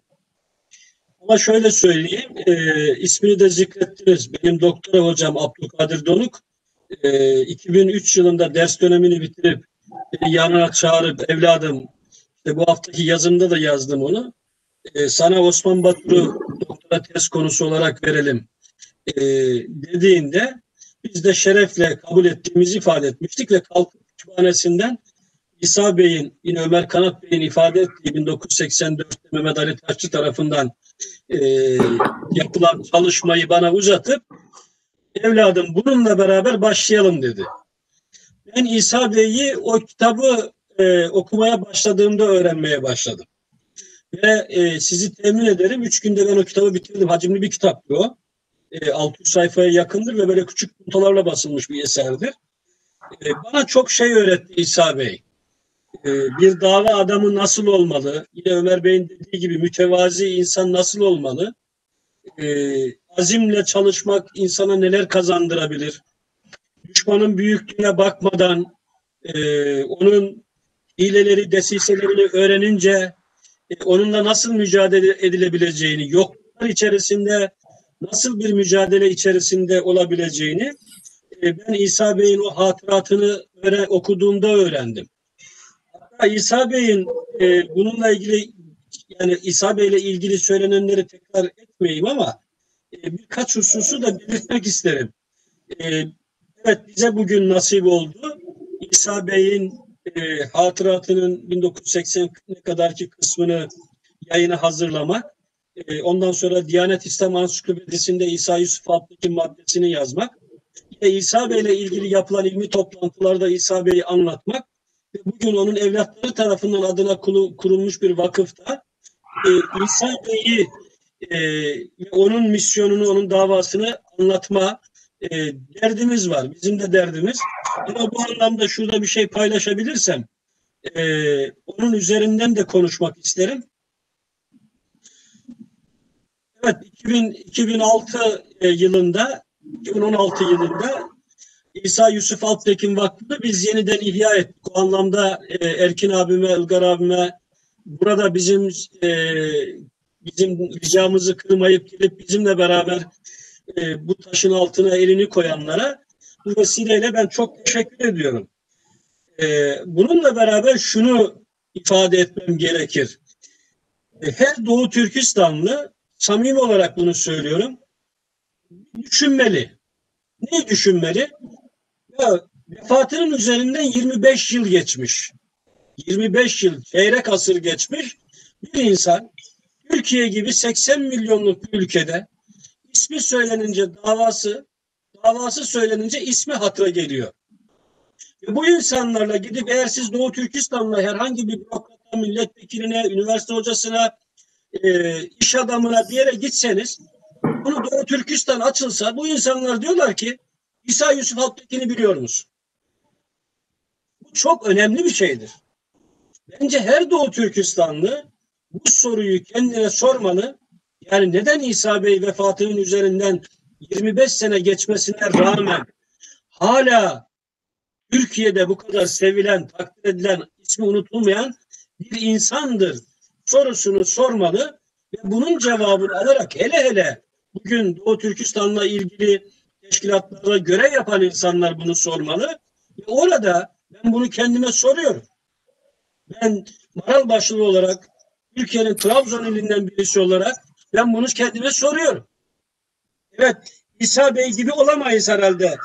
Hatta ismini vermeyeceğim ama birisi ona hakaret edince, yazdığı tezde onu Çin ajanlığıyla itham edince, bu da kendisine ifade edildiğinde sözü şu oluyor İsa Bey'in. Birisi diyor bana hakaret edip kendi nefsini, gönlünü hoş tutuyorsa aslında benim ona yapmış olduğum bir iyiliktir bu. Evet, biz İsa Bey olamayız. Anladık onu. Ama onun gösterdiği yolda ilerlememiz de gerekiyor. Onu öğrenmemiz gerekiyor. Açıkça üzüldüm bu akşam. Neye üzüldüm? Bu kadar emek harcandı. İşte dünyanın dört tarafı, Amerika'dan, Almanya'dan, Türkiye'den, Ankara'dan, İstanbul'dan toplanmışız. Ya bakıyorum şimdi kaç kişi var? Herhalde 20 kişi varız yokuz değil mi? Evet. Şimdi enteresandır. Çok uzatmayacağım. Yani çok söylenecek söz var ama bundan herhalde 5-6 ay kadar önce İsa Bey'le ilgili işte elinde bir belge vardı. Bunu paylaşmadı, gizledi diye bir iki şey çıkmıştı. Bir de mal bulmuş mağribi gibi buna sarılıp İsa Bey'e dinlerini kusmak isteyen insanlar bunun üzerinden bir şey yapmıştı. Bir şeyler söylemişti. İsa Bey anladığım kadarıyla bilhassa Uygur toplumu anlayabilmiş değil. İsa Bey'i okumadıkları, İsa Bey'i araştırmadıkları, İsa Bey'i ve dava arkadaşlarını ben Ömer Kanat Bey'e çok teşekkür ediyorum. Yani bir cümle söyledi. Aslında çok Uygur toplumunun net tavrını ve durumunu ortaya koyuyor. Ne dedi? Dedi ki İsa Bey'i anlayacak adam eksikliği vardı yanında. Yanında bir sürü insan vardı ama 1948'de Mesut Bey'i, Burak Bey'i anlayamadıkları gibi bir dünyaya çıktıktan sonra da 1990'lı yıllarda da İsa Bey'i az anlayan insan sayısının azlığını onun bizzat yanında bulunmuş Ömer Kanat Bey söylüyor. Bunlar üzerine düşünmemiz gerekiyor. Şimdi rahmet olsun yine Rıza Bekim Paşa, zannedersem 2004 yılındaydı. Tarihi yanlış hatırlamıyorum. 2004 veya 2006'da Kaşgarlı Mahmut Sempozyumu düzenlediğinde İstanbul'da Vefa Lisesi'nde 400 kişilik salon vardı. O salonda 15 kişi vardı. Rahmetli Paşa'ya çıktı ben konuşmamı yaptığımda demiştim ki İsa Beyler 1948 yılında Doğu Türkistan'da toplantı yaptıklarında tıklım dolardı salonlar. Bu salonlar dolduğunda insanların eve gitme garantisi yoktu. Bir dünyaya çıktık. Derdimiz Doğu Türkistan diye bir derdimiz var. Bunu anlatacağız ama hür dünyada gelip herhalde arkadaşlar bunları çok iyi biliyorlar. Bu konuların hepsine vakıflar. Burada bir sempozyum düzenleniyor. O Türkistan anlatılıyor. Katılan insan sayısı iki elin parmaklarını zor geçiyor. Burada da isterdim ki bu akşam İsa Bey konuşulacak ya. O Türkistanlılar burayı yıksınlar. Bu program katılanların o kadar fazlalığı dolayısıyla el vermesin konuşturmaya bizi. O zaman derdim ki evet İsa Bey anlaşılmış. İsa Bey yapacaklarını yapmış. Onun arkasından gelenler İsa Bey'i iyi bir şekilde anlatmışlar demek. Oturacağız. O zaman iğneyi kendimize batıracağız. Ben kardeşiniz olarak söylüyorum. İçinizde en genciniz benim. Ama bunları söylemek benim hem ilmi ahlakıma hem de o insanların aziz hatırasına saygı anlamında gerekli olduğunu düşünüyorum. İşte yine bir gurur duydum bu akşam ama bu olumsuzlukların yanında gurur duyduğum bir şey var. İsa Bey'i tanıyan, İsa Bey'in yanında hasbelkader bulunmuş olan, onunla teşriki mesaisi olmuş olan bugün şu güzide insanlar o Türkistan davası gidiyorlar. İsa Bey 1925'te Batı Türkistan'a, Endican'a gittiğinde, Taşkent'e gittiğinde Özbeklerin milli şairi Çolpan'la karşılaşmıştı. Çolpan ona demişti ki İsa Beyciğim bizim en büyük eksikliğimiz yetişmiş insan eksikliğimiz. Hani birileri diyor ya İsa Bey adam yetiştirmedi diye. O zaman İsa Bey adam yetiştirmedi diyorlarsa onların 1948'de ekmiş olduğu fikirlerin yetiştirdiği Nizamettin Hüseyin Efendileri, Nizamettin Hüseyin Efendilerin yetiştirmiş olduğu Dolkun İsa'ları, İsa Beylerin Türkiye'de yetiştirmiş olduğu, yanında bulundurmuş olduğu Ömer Kanatları, Erkin Emetleri, Erkin Ekremleri, Ferhat Yorunkaşları bir görsünler o zaman bu insanlar. O zaman ellerini vicdanlarına koysunlar ve İsa Bey değerlendirmesi yapsınlar. Yine İsa Bey'i Ömer Kul neden seviyor? Bazen ben de eleştiriliyorum bu anlamda. Neden bu adamı bu kadar seviyorsun? Bu adamı diyorlar. Niye sevmeyeyim ki? Niye sevmeyeyim? Ben bu adamın hayatını okuduğumda 1948 yılında Doğu Türkistan'da çıkardıkları bir gazeteye Erk adını verdikleri için anlamını söylememe gerek yok. Erk adını verdikleri için onun üstüne dilde işte fikirde birlik yazdıkları için yanına ırkımız Türk, dinimiz İslam, yurdumuz Türkistan yazdıkları için ben değil, bütün insanlık sevmeli. Bütün Türk dünyası sevmeli.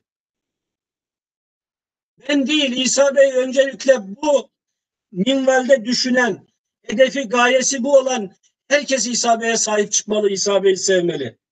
İsa Bey diyorlar ki hocam niye bu kadar çok seviyorsunuz? Çünkü İsa Bey'in bir vasiyeti var. Neydi vasiyeti İsa Bey'in? Diyor ki vasiyetimdir size. Kutuplarda dahi olsa sizden bir kişi Doğu Türkistan davasını anlatmanızı isterse iki eliniz kanda da olsa gidip anlatınız. Ne yapalım? İsa Bey'in vasiyetini yerine getirmeyelim mi? İsa Bey diyor ki vefatına yakın ben Doğu Türkistan davasını Türk milletine emanet ettim. Ne yapalım? Emanete ihanet mi edelim? Mümkünatı var mı bunun? Yine söyleyelim. Bugün bakınız Doğu Türkistan Vakfı'nın kurucusu İsa Bey. Onun bugün başkanı Doğu Türkistan Vakfı'nın yetiştirmiş olduğu bir insan. Doktor Muhittin Can Uygur. Verdikleri burslarla beraber. Ne yapalım? İnsanoğlu çürük çıkıyorsa İsa Bey'in Kıbrıs'a göndererek, okutmak için göndererek bin bir rica ile yapmış olduğu insanların sonra ne haltlar işlediğini burada konuşmayayım. Ama İsa Bey'i öncelikle bir anlayalım. Mesela şu anda toplantıya katılacağım diye gidemedim. İstanbul'un en büyük camilerinden birinde daha yeni yapılan Büyük Çamlıca Camii'nde İsa Bey adına bu akşam mevlid okunduk. Sadece İsa Bey adına değil. Bütün vefat edenlerimiz, Doğu Türkistanlı şehitlerimiz, meftul olanlarımız adına orada bu akşam bir mevlid okuttuk, Kur'an okuttuk. Bu teklifi gidip camiye yaptığımızda, cami imamına, müftüye yaptığımızda İsa Bey'in adını duyup o insanların nasıl elimizden ne gelirse yapabileceğimizi yapalım dediğini gördüm. Bakınız Erkin Hocam siz bahsettiniz. Rasim Cinisli Bey Rabbim uzun ömür versin. Onun Bir Devrin Hafızası adlı eserinde İsa Bey'in Erzurum'da gidip konferans vermesi sırasındaki anekdotu bence her Doğu Türkistanlı'nın kulağına küpe olmalı. Diyor ki Erzurum'a yaklaştık. Trendeyiz. Etrafta insanları görmeye başladı İsa Bey. Kalabalık var. Tren hareket ediyor gara doğru. Etrafında insanlar bağırıyorlar, çağırıyorlar, alkışlıyorlar. İsa Bey o mazbut mütevazi haliyle Rasim Bey diyor ki, Rasim Bey efendiciğim, trenimizde bir devlet büyüğü mü var? Diyor ki Rasim Bey, bunu bana dediğinde dedim ki, evet efendim, trenimizde bir devlet büyüğü var. Efendim kimdir o? Beni de tanıştırsanız, sıkıntılarımızı anlatsak ona diyor. Bunun üzerine Rasim ağabey diyor ki, efendim devlet büyüğümüz sizsiniz diyor. Bakınız İsa Bey'e böyle bakılıyordu. Bundan Doğu Türkistanlı kardeşlerimiz, büyüklerimiz ders çıkarmayacaklar. Neden ders çıkaracaklar? Ben bilmiyorum ikinci tur olacak mı Erkin Hocam? İkinci tur 1 dakikadan olacak, çok kısa ama bitirsek iyi olur. Evet. Ben İsa Bey'i Doğu Türkistan'da bir kütüphane açıp adına Yusuf Has Hacip verdikleri için, ben İsa Bey'i yine 1948'de 47'de iktidara geldiklerinde kurdukları matbaaya Altay adını verdikleri için, ben İsa Bey'e 1951-52'de Hindistan, Şirinagar, Keşmir'e çıktıklarında Sefakadal'da kendisini Amerika'ya getirmek üzere Amerikalıların yaptığı teklife, vatandaşım, kardeşim, halkım ne olacak? Onları da beraber götürecek miyiz? deyip hayır onları getiremeyiz cevabını alınca Amerikalıların bu teklifini reddettiği için, bakınız bunu çok kullanmazlar belki ama ben şunu biliyorum.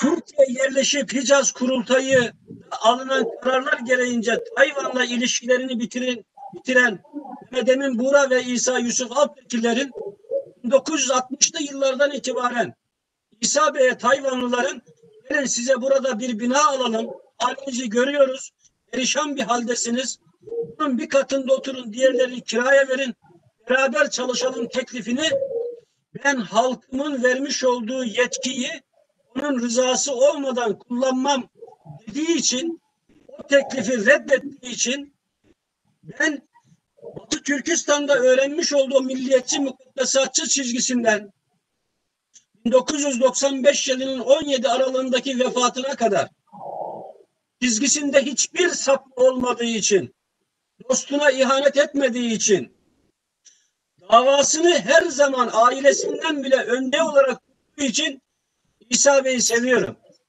İsa Bey'i bütün Doğu Türkistanlıların da bu anlamda ilk olarak şu hatıratını her Doğu Türkistanlı'nın okuması gerekiyor. Bahsettiğimiz işte bu okumayı yapmış olsalardı İsa Bey bir belge saklıyor gibi aciz bir fikre sahip olmazlardı. Evet. Çok teşekkür ederiz Ömer Bey. Siz de İsa Bey'i sevdiğiniz için biz de sizi seviyoruz. Allah razı olsun. Onun için gerçekten o kitabı okumasını tavsiye ederim. Bugün pek çok öğrencilerimiz de katılıyor. Doktora, yüksek lisans öğrencilerimiz. Ömer Bey'in, İsa Bey'in hayatı anlatılan bu kitabı herkesin okumasını, özellikle bizim Uygur gençlerin okumasını istiyorum. İsa Bey gerçekten iyi bir Türkçüydü yani, Türk milliyetçisiydi. Şark Türkistan'ın müstakillığını göremedim ama Türk Cumhuriyetleri müstakil bolgan vaqtidan 1993 yılı Antalya'da şu ömrünün ahırkı yıllarıydı. Türk Dünyası Kurultayı oldu. Bu kurultayda şu vaktki bütün Türk Cumhuriyetlerinin liderleri Nursultan Nazarbayev'ten İslam Kerimov, Türkiye'de Özal, İnönü o zaman vardı. Hemisi katlaşkan o jığanda bütün o müstakil devletlerin liderleri bizim aksakalımızda aldı bilen berip İsa Bey'ini kucaklap suyup sahnege oltuğa vaxtıda ben bir Şarkı Türkistanlık buluş sütüm bilen naiti tahirlengendim. Huşal olgan, Orta Asya Türk Cumhuriyetleri müstakil olganda balam Xudayım buyursun bizgi mi nöbet keledi degen körenmey. alemden öttü. İnşallah bizge görüşke nisip olsun. Hem de bu saat 2 saat bulay dep kaptı. Yığın başlığılı. Çünkü en ahirada bir ümit, arzu, temenni, bunda bir sözler bilen birer minutun bunda kılıp tüketsek dep oylayma. Dünya Uygur Kurultayı Reisi Dolkun İsa Efendi elbette anlatıdığın nurgun nesi var. İsa Bey'in hatta biz çift tarafını anlatamadık bugün. Mesela bu üç efendiler hareketi, dünya seyahate çıktı, nimelerini kıldı, bulanı ayrım konferans temisi bulduğun nesile ama bunu anlatıdığın vakit yetmedi. Çünkü birer minuttan bir ümit arzular bilen, bir teklifler bilen ahırlaştırsak merhamet Dolkun İsa Efendi. Köp rahmet degendikidek deyildiğin gepler köptü. Şahsen benim bu deyildiğin ben üzerime İsa Efendim'le vatanda anlayan ve kim Türkiye'ye çıkıp görüş türsüge sazavar bolgan, söhbet diş türsüge bolgan bir yaş, şu vakti yaşlık hem de. Bunu üstünden naiti deyildiğin bir hatırlarımız vardı. Ben hem de İsa Efendim'le degendikidek vatanda 88. yıl biz okumuşlar hareketini yapadık.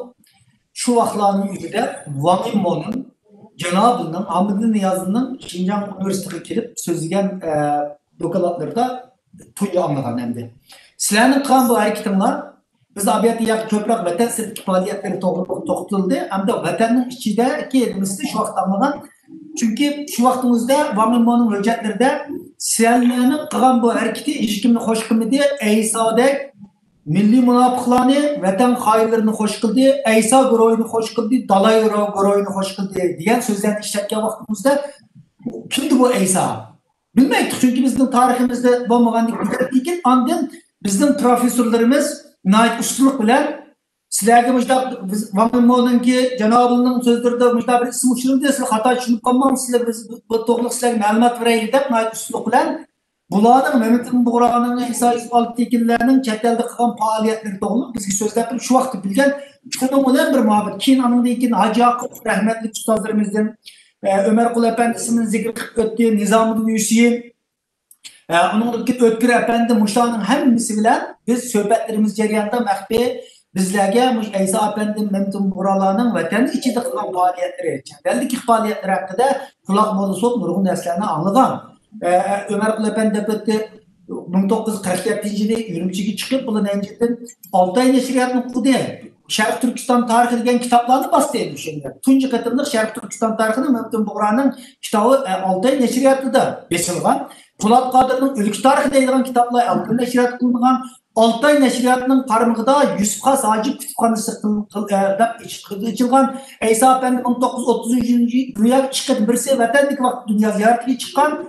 Dünya ziyareti 39'un çıkıp dünyanın nurgulluğunu liderlerinden güreşken, mesela Dihrov ile güreşken, şu vaktimizde Hindistan'ın kurgucu Mehmet Gandhi ile güreşken, Pakistan'ın kurgucu Mehmet Ali Cinnahla ile güreşken, Suriye'ninki öz vaktindeki başministri El Buhari ile görüştükken, Irak'ın prezidentleri ile güreşken, padişahı ile güreşken, İran'ın padişahları ile güreşken, Afganistan'ın padişahlarıyla güreşken şu vaktimizde. Yani bu görüşlerin hemmisi de abiyatın diğer ötken demiş hatıralık hissinde. Şimdi kösek şu vakti hatırının hemmisi de kanda kılıp bu milletin kutulduralayımız. Kanda kılıp bu davayı Halkarada bu Şarkı Türkistan davasına bir müstakillik hareketiga bir qo'llash qila degan harekatlarni yaptıktan ki vatanga chiqqandan keyin 49 yili vatan ayrılgandan keyin ikkinchi qatim 70 dunyo ziyoratiga chiqqan. Shu qaraydigan bo'lsak dunyo ziyoratlarida nurg'unlagan chunki men keyingi vaqtlarda biraz vafatning 10 yilligida bir o'zim o'qigan kitoblar bilan bir xulosasini yozib chiqqan shu vaqt qarasak 30 davlatni ziyorat qilgan. Mesela şu vaktimizde Endonezya, Mısır, Suudi Arabistan, Şveysarya, Fransa, İngiltere, Amerika, Japonya, Endonezya, Rusya, Hong Kong, Filipin, Malaysia, hatta biz hazır hiç berip bakmagan yerlerini beripken şu vakit imkanlar bilen beri şunun devlet başlıkları bilen, prezidentleri bilen hemmisinden köreşken anın deyinkin hazır hiç biz şu vakitlerimizde mesela keyingi vakitlarda şu Türkiye baş ministeri olsun, Amerika'daki İslam konferansının reisleri, Amerika'nın prezidenti Aysan Khaver'e, Pakistan'ın devlet reisi Ayub'ga, Türkiye'nin ministeri, yana Amerika'nın prezidenti John Kennedy'ye, Muşlarının hemisiga Saudi Arabistan'ın padişahı Kral Faysal'a ayrı iltimaslarını topşurgan. Onun vakti tarihleri bilen mevcut bu narsaların hemisi. Anladaki yalnız onların kımıgan bizim içeride çıktık bir parça makale yazmaktan kançılık tersliğini biliriz. Karaydıgan bolsak şunu yurttaşlarımız ügülüş gerek, okuş gerek bunca. Mesela Şerif Türkistan davasında Arapça bir kitap boğan. Kırılgan 5000 tirajlı bastırılgan. Şerif Türkistan insanlıktan yardım izleydi deydiğin Türkçe kitabı var. Şerif Türkistan şehitleri deydiğin Türkçe kitabı var. Tümür perde akısındaki Müslümanlar da Arapça ve ki Malayişçi kılları tercih kılar. Belki onun değil ki Malayişçi kılları tercih kılına uygun bir kitap bulması mümkün. Şunda kitap var. Esri Şerif Türkistan deydiğin Türkçe kitap var. Resimli Şerif Türkistan hakkında mülahize deydiğin Türkçe, Arapça, İngilizce kılları tercih kılına kitapları var. Büyük Şerif Türkistan hakkında mülahize deydiğin 3 yıl tildeki kitap var. Şerif Türkistan'ın hör dünyanın feryadı deydiğin Türkçe, Arapça, İngilizce kitapları boğan. Demek Şerif Türkistan avaz deb jurnallarını Arapça, Uygurca, Türkçe tillari tercüme kılıngan. Demek Muşlarning hemmisi bu kishi hem faoliyatchi bo'lgan, hem bir davlat adimi bo'lgan, hem yozuvchi bo'lgan, hem dunyoning butun rahbarlari bilan ko'rish orqali, ya'ni mavjud imkoniyatlarni eng zo'r darajada foydalanib shu vaqtdagi butun imkoniyatlar bilan Sharq Turkiston davosining bugungilarga kelishiga yo'l hozirlagan bir liderimiz, davlat adibiyati. Albatta degandek vaqtni qiz aslida hakikaten her bir temisini bir konferans mevzu şekilde anlatış gerek. Şunu da benim bir yerde biz mesela vatan şunu anlap kılan ama ki bu vaxtlarda biraz imkaniyet battı şu vaxtlarımızda 80'li yıllar 90'lı yıllar. Ki vaxtlarda Xitay bu meselelerin tamamen yok etti, hiç biliş imkaniyeti olmadı. Şunu ki vatandan çıkan yaşlarımızdan bu imkaniyetle çetellerde biraz izlersek bizim rehberlerimizde Meyli Memtun Buğra olsun, İsa Yusuf Alıtekin olsun, Ziya Semidi olsun, Yusufbek Muhlis olsun, Haşir Vahidi olsun, şunun o şeyden hazır Allah'ın rahmet edişken nurgul liderlerimiz öttü, Orta Asya'da olsun, 1944. Cumhuriyetimizin şehitleri öttü, 30. Cumhuriyetimizin şahitleri ve alamını tepketkenler oldu. Muşlar hakkında ügünüşümüz gerek. Tenkitleştim burun, ügünüşümüz gerek. Ulan imişlerini kayıtlı imkaniyetleri kılalı bilişimiz gerek. Anladığın ki tarih şahsımızga aha versek mi aldırıp ketmeyimiz de oylayman. Çünkü aldı bilen milli mücadele tarihimiz xuddi 2016 yılı Xitay'nınki Şarkı Türkistan'da kamplan yol koygandan keyin başlangan bir mücadele emas. Bu 49. Xitay Komünist hakimiyeti Şarkı Türkistan'da islah qilgan vaqtdan başlangan bir mücadele. Şunu bütün yaşlarımız aldı bilen mücadele tarihimizni, küreş tarihimizni bu ötken tarihteki şahslarımızı yaxşı ügensek, texmo kelecekte ümidvarlıkla mamnun olayımız da oylayım. Rahmet. Rahmet, nəhayət yaxşı toluqlama bir məlumat oldu, yeni məlumatla. Rahmet sizge. İlgar ki, hem de anladınız. İsa Efendi doğrusu da değişik tegişlik yapına ait köp ama vakit münasebeti bilen hazır 2 saat bulay dep kaptı. Şuna sizden koşup koymakçı bolgan kıska bir minut, 2 minutluk koşup koymakçı bolgan gepiniz barmı? Avaz ne için? Tıklatın ayağını. Itilip kaptı mikrofon. Sol tarafta peste. He içildi. Hazır kandan kilovatımda. Kilovatıda. Abi yatan değişti unutup kaptı ben. Adam yansaldaki vakti da siz gepiniz vardı. Bizim memlekette ademiyetçilikte bilmeyen adamlar çıkıp kalsa bu meşrep görmeyen adam neydi o bunların hep. Siz de peki. Adam bu bayvetçilerle kıganlaşmay halk, esnaf diyeyimiz o. Onların ballarının kıgan meşrepleri yıkatla çıkılı başlattı. Ben bir yerde bilmeyim, oturup şu YouTube'da bir yerde kaç meşrebi, oturup meşrebi diye meşrepleri görüyorum. Hemmesi de jigit peşine kıganımızı ahlak, edep. Bir kaçka meşrebi de bütün onda kılıp otoğanlı adı iken dime çakırdık o jigit peşi yardımcısı var ya da bakıram şurada. bir edep belgindeydi o. O var edep dese hemmisi şükürüp oturdu. Adam bir yerlerde çok boğan. Çünkü abiyatını yaksa hem bir kişi daha oturdu. Sılık. Meşrep köy edep gitti adam. Kim üyege üze jigit meşi bolattı kim. Ben koşup koyduğum hepsinden şu. Köp rahmet ılgarka hakikaten meşrep kögen nedenliğine Ömer Bey sizden ki koşup koymakçı bolgan anladınız. Hem özünüz mü bayan kıldınız. Koşup koymakçı bolgan sözünüz var mı? Yaşlarımızga bulup mu? Ne demeksiniz? Yaşlarımızga dolkun dep ötdi. Yaşlarımız ügün iş gerek dep. Ügün iş gerek kaysa qandaq küreşlerinin qandaq ilip berilganlığını, insanların nima qilganligini yaxshi bilsa, kelgusi ishlarini texmo yaxshi ilip bora oladi. Men bir nima demoqchi, o'sha 1986-yili bu Sharq Turkiston vaqfi yeniden endi qaytadan jonlantirish uchun nima ichildi? Şu çağda Paşa, Reza Paşa rahmetlik vaqfninki reis bo'lib saylandı. Şu nimada o'tkazgan şu adabiyot vaqtida o'tkazgan to'q nimadagi Sultan Ahmed'dagi shu yig'inda shu yerda Ergün Göze rahmetlik Ergün Göze efendimning degan bir gapi bor. Shuni chiqib so'zlagan chog'da bu vaqfninki eng muhim vazifalaridan biri dedi. O'sha İsa efendimninki iş izlerini yeni avlatlarga bildirish kerak dedi. Yeni avlatlar şunu İsa Efendim'ninki bu yerga qanchalik vatan millat xizmat qilganini, nima yo'llarni, qaysi davanlardan oshganligini bularni bilish kerak. Shu chaqda dedi, yeni agar biz İsa Efendimni qadrlab, shuning ish izlarini o'chamay, yeni nesillarga shularni uqtira olsak, yeni İsa Efendimlarning chiqishi mumkin dedi. Agar bu vaqf İsa Efendim'nin muşu digenlerimle kılmasa, Uygurlarga yeni İsa Efendimlerinin çıkışı bek ters boludu. Yeni İsa Yusuf Alptekinlerinin tapanmay kalımız dedi. Şununla yani kılgan hizmetini takdirleşimiz gerek. İnsanlarını kılgan hizmetlerini eslişimiz gerek. İsa Efendim'nin muşu kılgan hizmetlerini bunu eslep durmaktımız. İnşallah muşundak esleydiğen bulsak, İsa Efendim'nin iş izlerini yeni nesillerge uqtasak, onun deykinse biz vazifemizni ado qilgan bo'lamiz.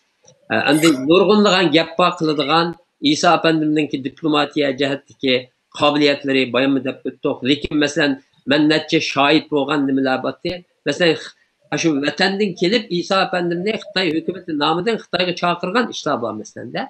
Shularga bergan javob masalan shu chaqda bo'lgan suhbatlarga qatnashgan men shu yerda bergan javobları yani xalqimizga bir tarixiy bir dalillar, tarixiy bir nima bo'lib qoladi. Ularni yana programlar bo'lsa inshaalloh u aloyidaliklarni İsa Efendimniki anlatırız. İnşallah. Rahmet. Çok rahmet Ömer Bey. Evet, Ferhat Efendi sizden tavsiye yaşlığa bulup mu? Koşup koymak olan sözümüz var mı?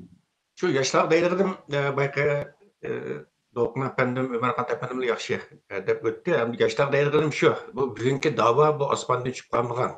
Bu bugünkü davanın terakki kılıp bugünkü kelişi ve rasmi xalqarалық bir zor meseleye ayrılışı da bir yerde bizdeki merhum İsa Yusuf Alptekin, Muhammed Emin Buğra liderlerimizninki nayet zor tarihi töpüsü var. Çünkü ular bütün müşrik muhaciret dep berilayotgan milli davayımızdaki teşkilli bu siyasi diplomatik asasını yaratkan.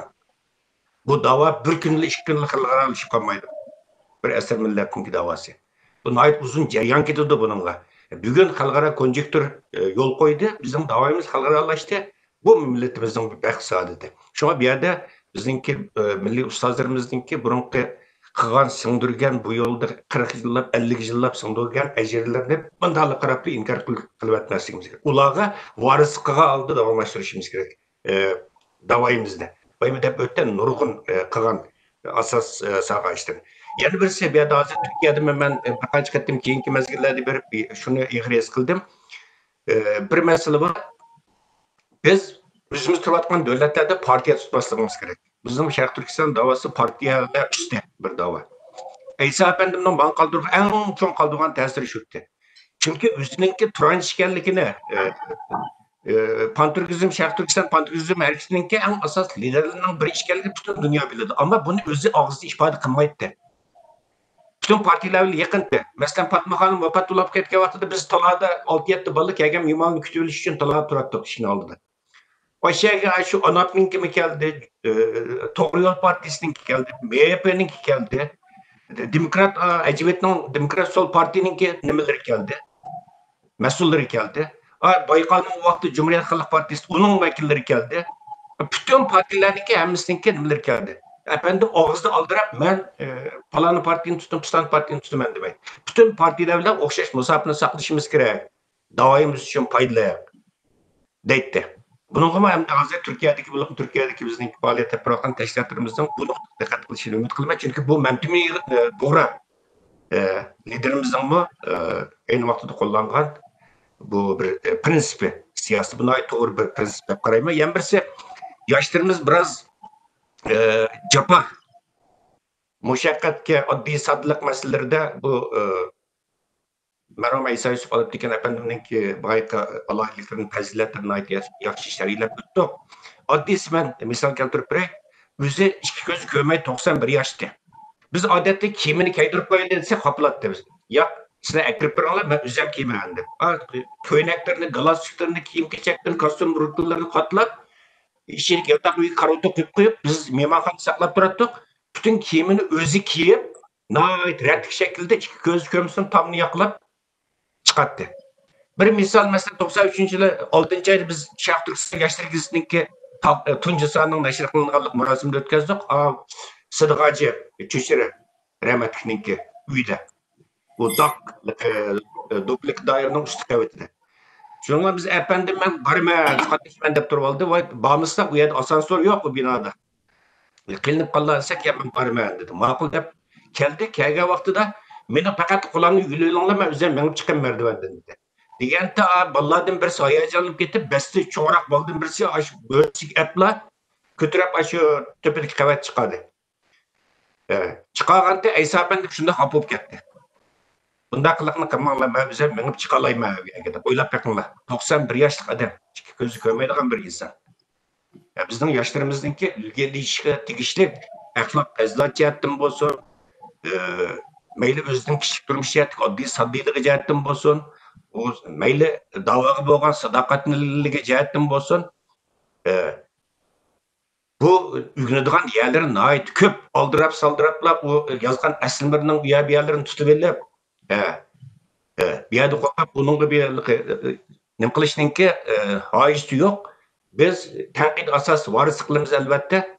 Biz şu liderlerimiz bulunganımız davayımız bulmaydı ve davayımız mı bugünkü günkü kemmeydi. Yaşlarımız bunu esine ait yaxşı tutuş de koyayım.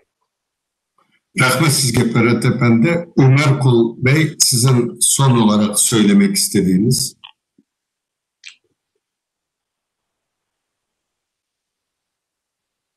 Evet. Sesimi Geliyor. paylaşıp onun üzerinden son sözümü söylemek istiyorum. Evet. Malum bu Erk gazetesinin görünüyor değil mi Erkin Bey? Görünüyor, gözüküyor. Evet. Bu 1948'deki Erk gazetesinin Türkçeleştirilmiş ama ortasına da rahmetli adına kurulmuş vakfın amblemini koyduğumuz vakıfta da bunu böyle herkesin görebileceği bir yere asmışız. Şimdi bilhassa Ferhat Bey'e ben teşekkür ediyorum. Çok güzel bir şeye temas etti. İsa Bey'in çok sevdiğim ve takdir ettiğim sözü Doğu Türkistan davası partiler üstüdür. Bunu bizim anlatmamız gerekiyor. Çünkü eğer ırkımız Türk diyorsanız, dinimiz İslam diyorsanız, yurdumuz Türkistan diyorsanız, biz halkçıyız, biz milliyetçiyiz, biz insaniyetçiyiz ve vatanınız esaret altındaysa burada sizin siyasetiniz vatan ve millet davası olmalı sadece. Bu anlamda nacizane teklifim bütün yeni neslin, genç neslin önce tabii tarihlerini çok sağlam kaynaklardan objektif olarak okuyacakları ve bu büyüklerini öğrenecekleri bir süreç yaşasınlar. Bunu da ivedi bir şekilde, hızlı bir şekilde tamamlasınlar.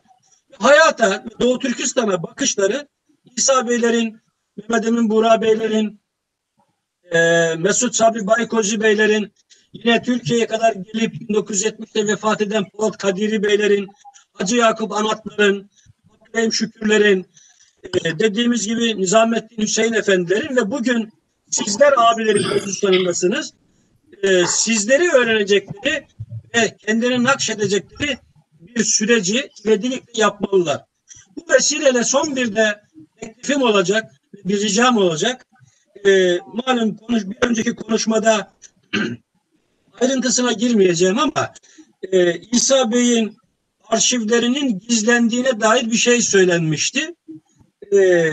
O zaman gelin bu 25. yıl dolayısıyla ben İsa Yusuf Alptekin Vakfı adına İsa Yusuf Alptekin arşivini ortaya çıkaralım diyorum.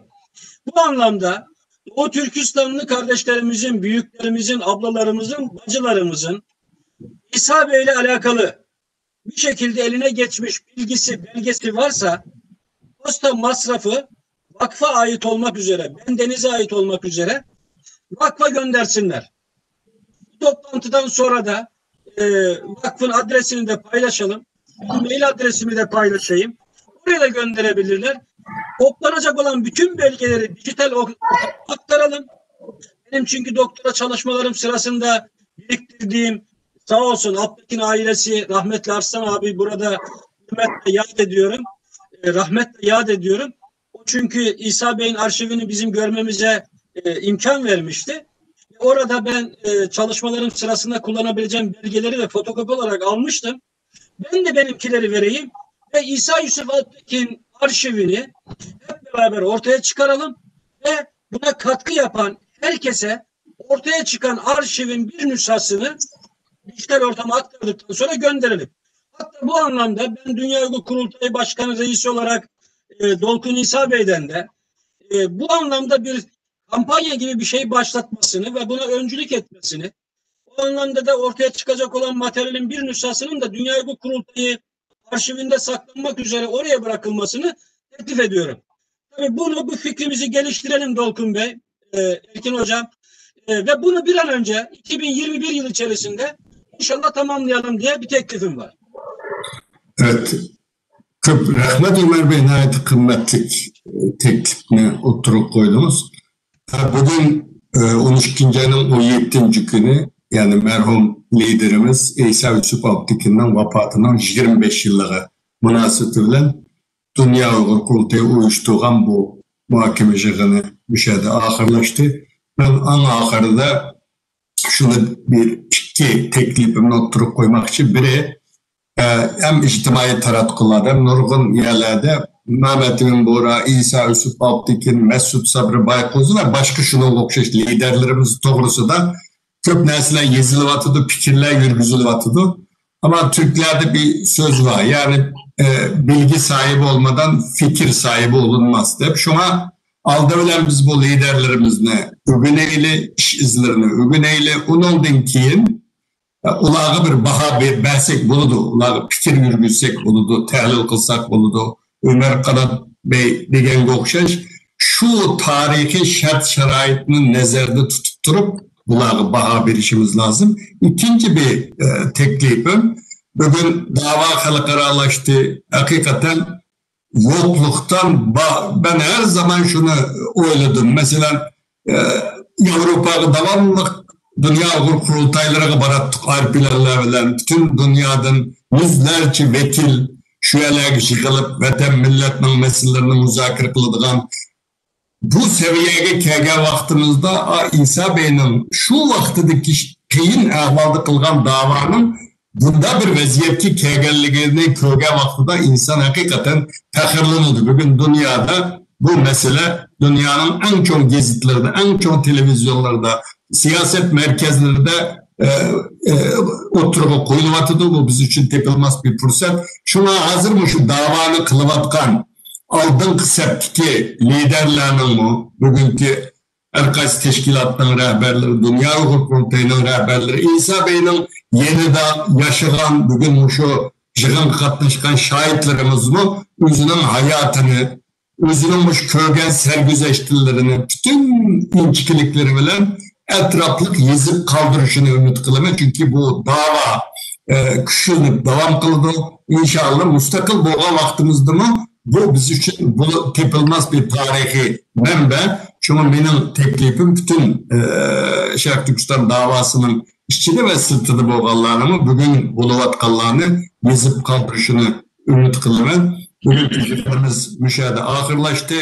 Hemmelerine köp rahmet zaman ayırıp 2 saat köprek vakit İsa Bey'le tartıştık. Neydiğen gep nait köp ama vakit münasebetiyle jığınımız müşahede ahırlaştı. Hayır hoş. Köp rahmet. Çok rahmet. Hoş.